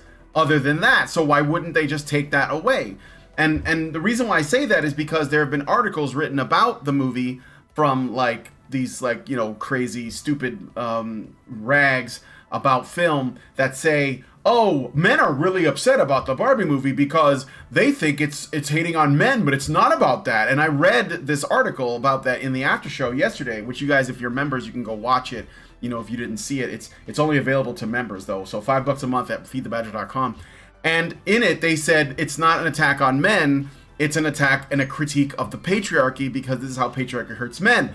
And I was like, but patriarchy is men, and here is a commie feminist saying that very thing. This problem is just a consequence of the patriarchy. Now take a wild guess about which gender created the patriarchy. See? So patriarchy is blaming men. Don't let these people tell you it's not men, it's patriarchy, because they are telling you that patriarchy is men. So don't. Yeah, they try to offload it onto the system, but whenever they want to blame men, they're right back to saying, "Oh, patriarchy is because of men." Yes.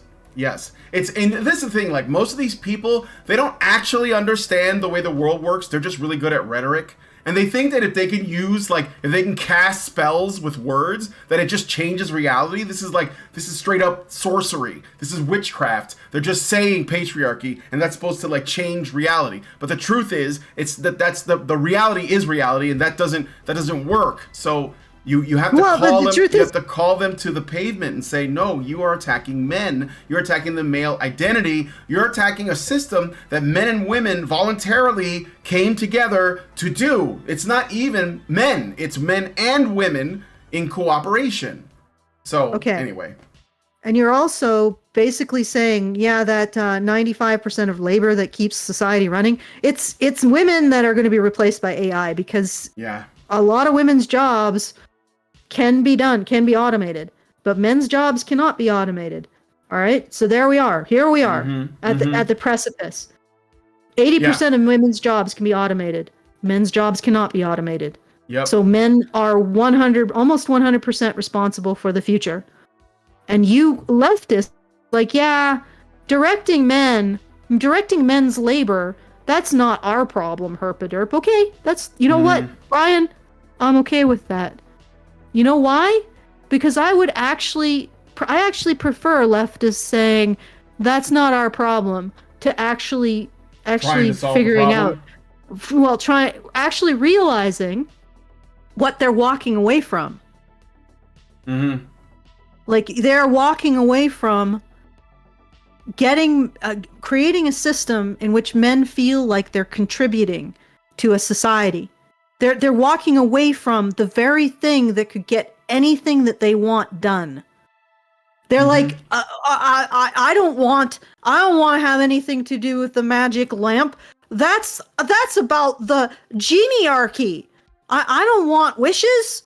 What are you talking about? That's genie privilege. It's like, you walk away from the magic lamp that grants wishes.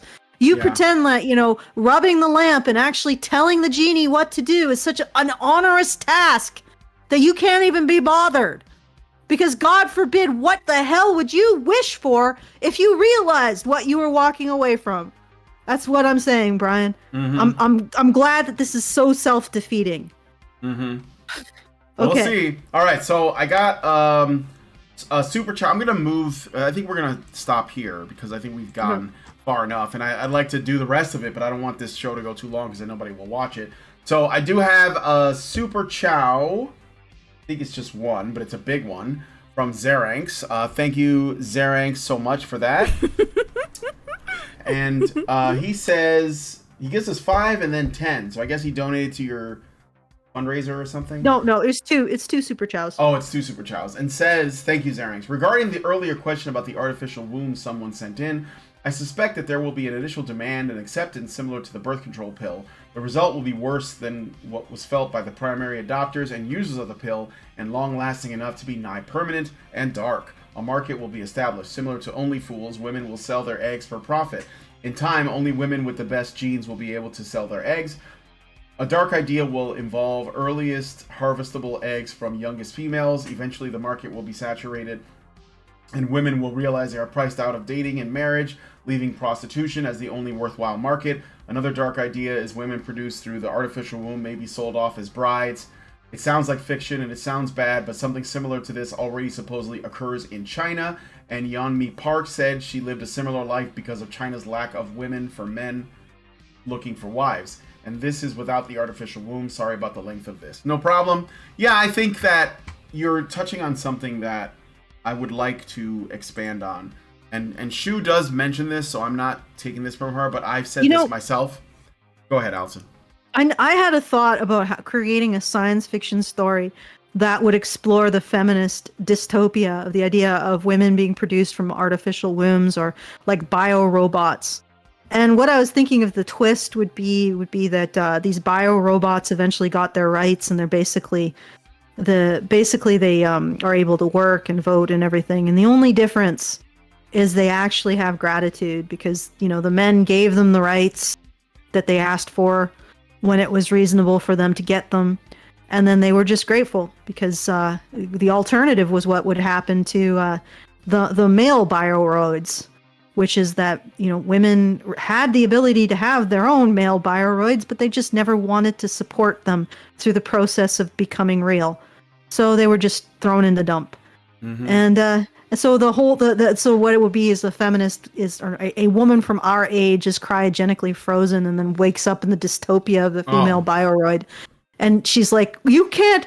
Okay, so she finds out about all of this, and the bioroids are like, no, we're able to decide our own lives now, and we're able to have jobs and vote and everything. The only real difference is that we're grateful. And then she's like, you can't love men. Yeah. And then they put her back in the fucking chamber and let her live her life on Instagram and TikTok in some kind of like Matrix simulation. Like I have no mouth and I must scream. But could you imagine? It's just like, would it really be that dark? Because honestly, I think you could get. I don't know. Think about it. If bioroids were in any way sentient, if these female bioroids were in any way sentient, they would just be given rights eventually.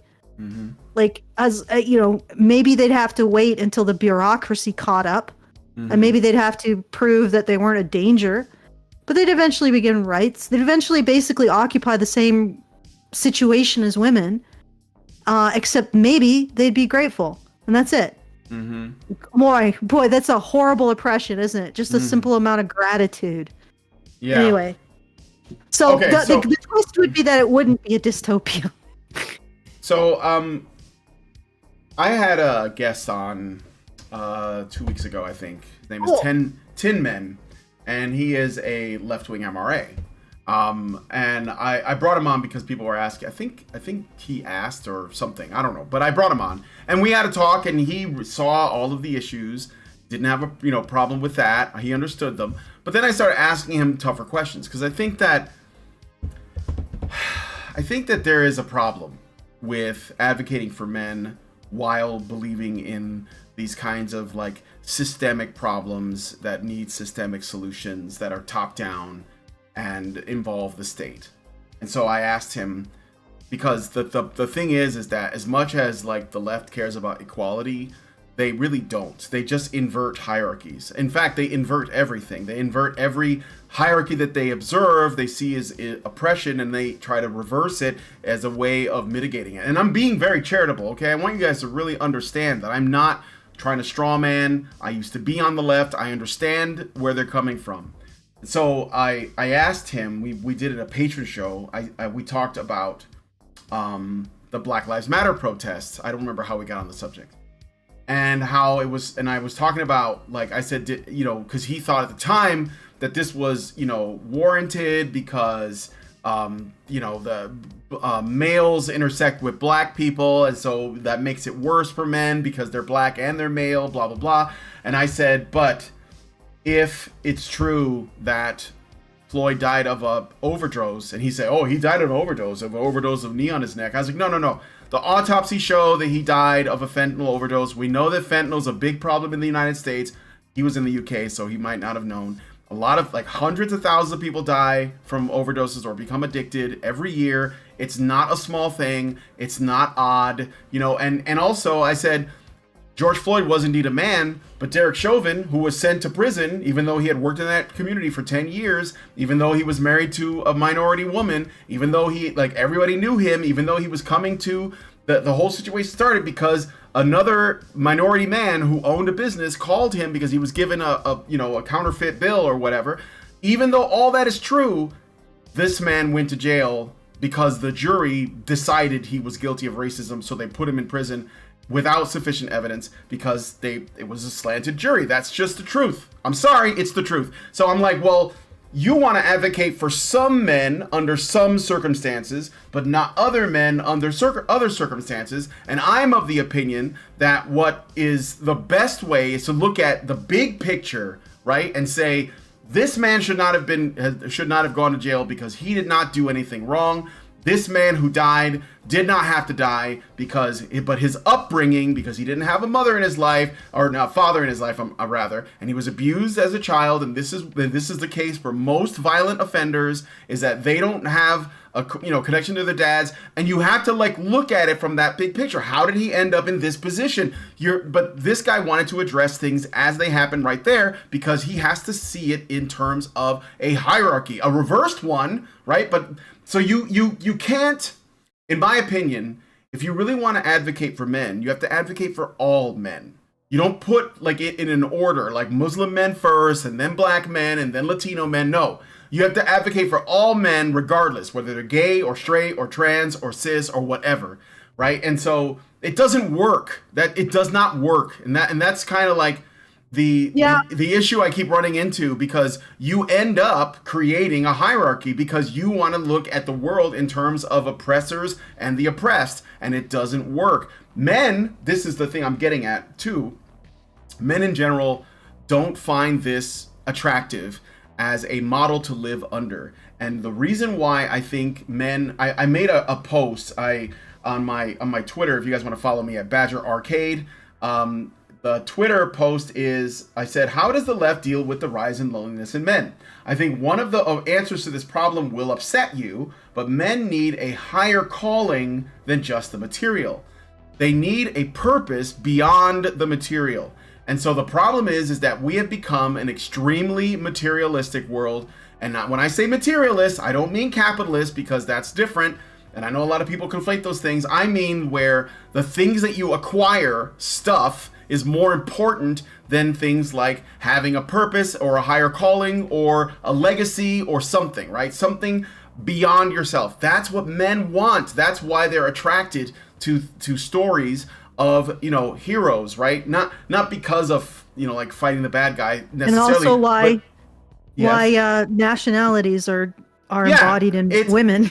Yes, but it's about, men want a higher calling. They want to prove their ability to cooperate, to build a better society, to build out the garden, as it were. Gain in merit. To achieve in whatever way. All of that's masculine. I'm not talking about the gym. I mean, whatever. Intellectual pursuits, philosophical ones, it doesn't matter. Artistic, it doesn't matter. But that's what they want. So The problem is that and this is actually bad for women too. So I'm not, because women have also become ultra materialistic, and there's nothing else, right? So like, if it's all about, I gotta have the new phone, I gotta have the new gizmo, I gotta whatever, right? And that's how come men are going towards what the new AI girlfriends and the OnlyFans. It's all about immediate gratification in the material.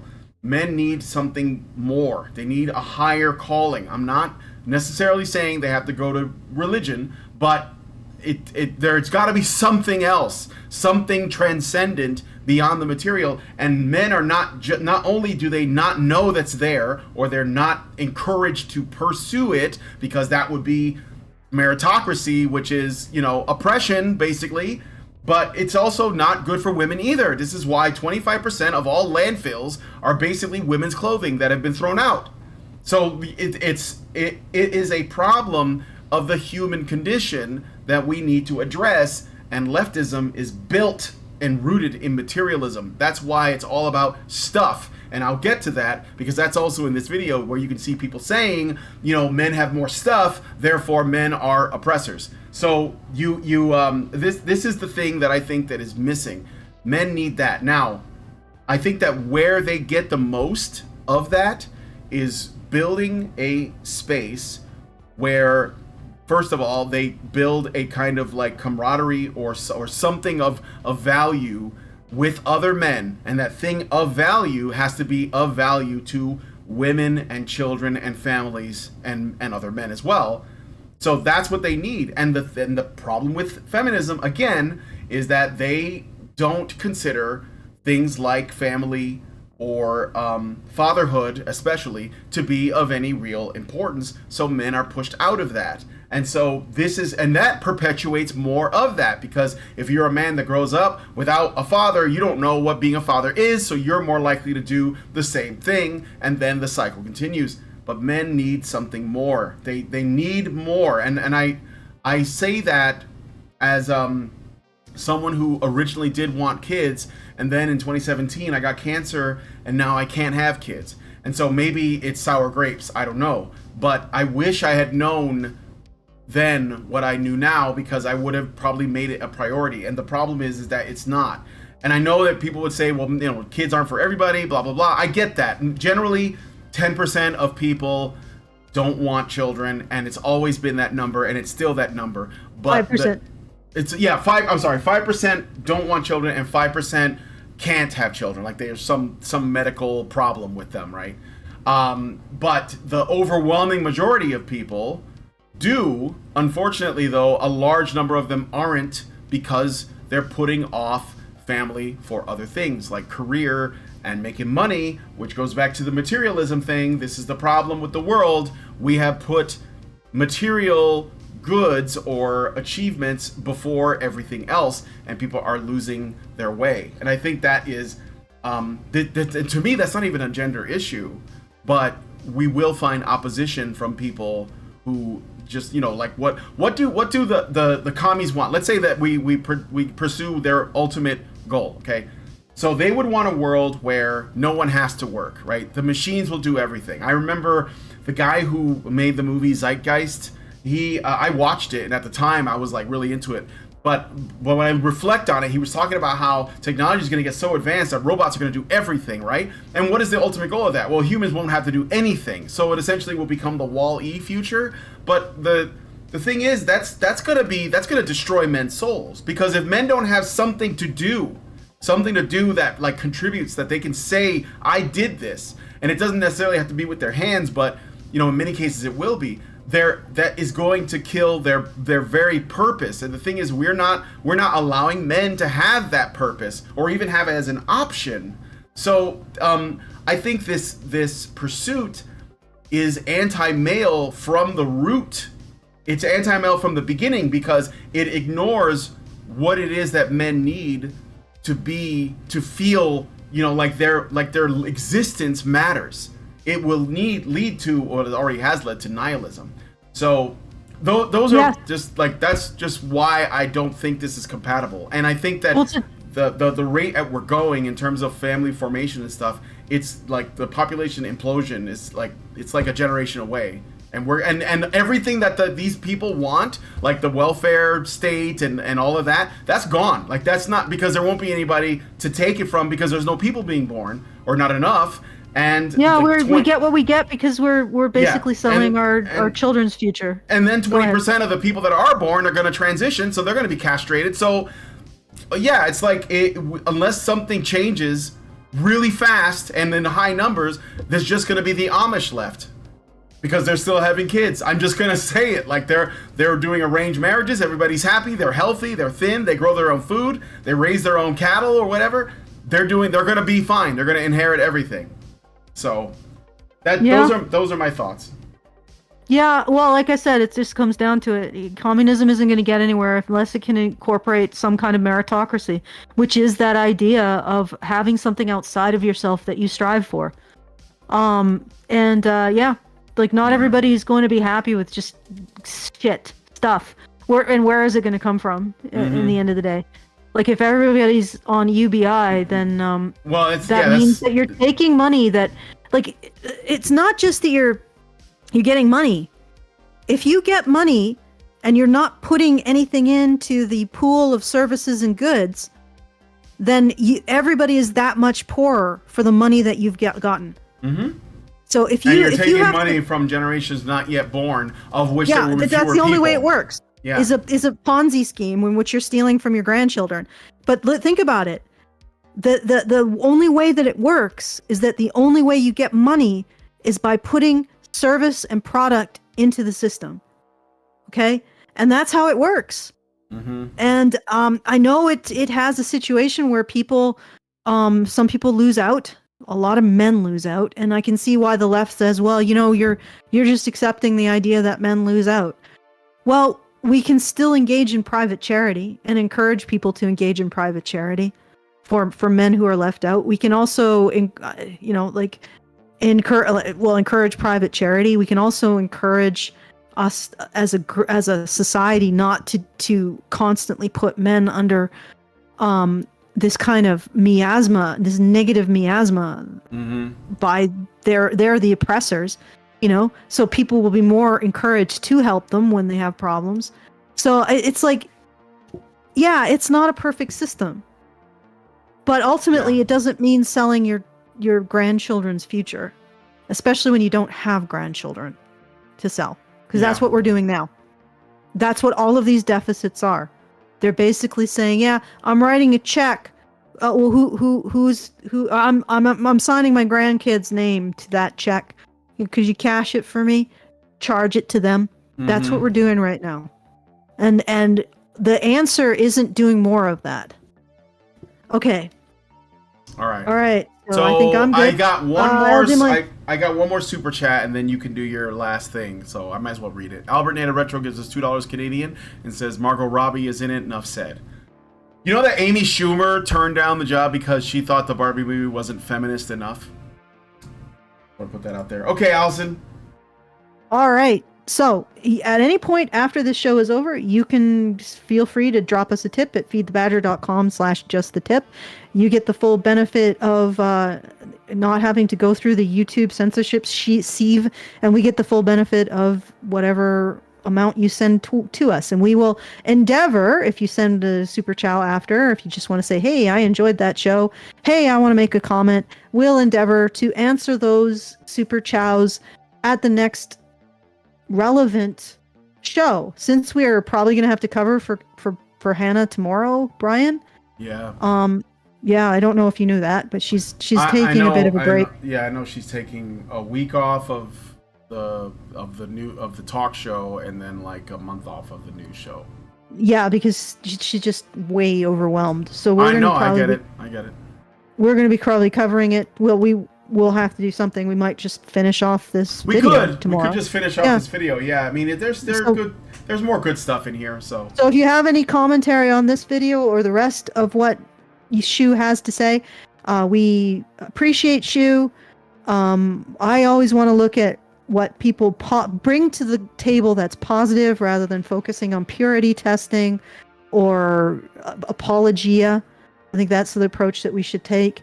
So, we appreciate Stu's Shoe's contribution to the discussion around men's issues. If you have anything on what we've talked about so far, if you have anything on what's left to talk about in this video, please do send that message through to feedthebadger.com/justthetip, and we will respond to it on the next show, which is probably going to be tomorrow at this time, or maybe at the same time that the talk happens. I mean, whatever. I could do either or. I think we should make it 5 o'clock is good because we have a lot of people that watch us overseas, and so it's not too late for them. Yeah. And although we usually do the talk a bit later, so. Yeah, I know.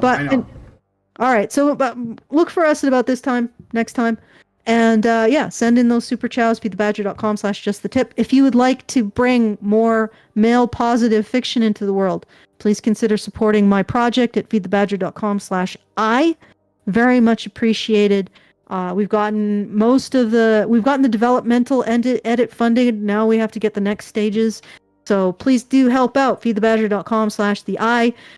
The fiction is a wasteland right now. It's a freaking wasteland. Things are not good. And stories are very important because they help us model how we're going to act in certain circumstances. Like they're like, stories come first, people. So very important. feedthebadger.com/I. EYEK. All right, back to you, Brian. Okay, so just real quick, in case you guys don't know, there is another channel that I want to promote called Honey Badger Arcade. You can look it up on YouTube. There's a link in the description. And I also am back on Twitter/X. I don't know if I'm gonna get used to calling it X, but I'm on Twitter/X under @BadgerArcade as well. So follow me there. It's not my original Twitter. I just made a new one to promote the channel, but I'm hoping that, because I know a guy who has spoken to Elon Musk. I know it's crazy, right? And so he's trying to like get me back on. I don't know how much pull he has, but he says he's gonna try. So if I get back on my old account, I'll let you know. But anyway, yeah, Honey Badger Arcade, really appreciate it. So if you guys like this video, please smash like, subscribe if you're not already subscribed, hit the bell for notifications, leave us a comment, let us know what you guys think about what we discussed on today's show. And please share this video because sharing is caring. We had like 100 people watching this time. That's actually like a little over 100 at one point, which is great because I haven't seen those numbers in a while. So thank you guys so much for coming on. Since YouTube decided to try to kill this channel, we haven't seen that number. Yeah, and then on top of that, because like Blair is talking to Roseanne probably still, maybe that's over, I don't know. So I mean, we're actually managing to like hang in there. So all right. So anyways, really appreciate you guys joining us. I think these are very important conversations. Shout out to Shoe0nHead for making the video. Honestly, I appreciate that you did that. And yeah, thanks so much for coming on. Please share this video, and we'll talk to you guys in the next one. See you tomorrow. Men's rights activists are machines, dude. Okay? They are literal machines. They are talking point machines. They are impossible to fucking deal with, especially if you have like a couple dudes who have good memory on top of that too. Holy shit, you're fucked.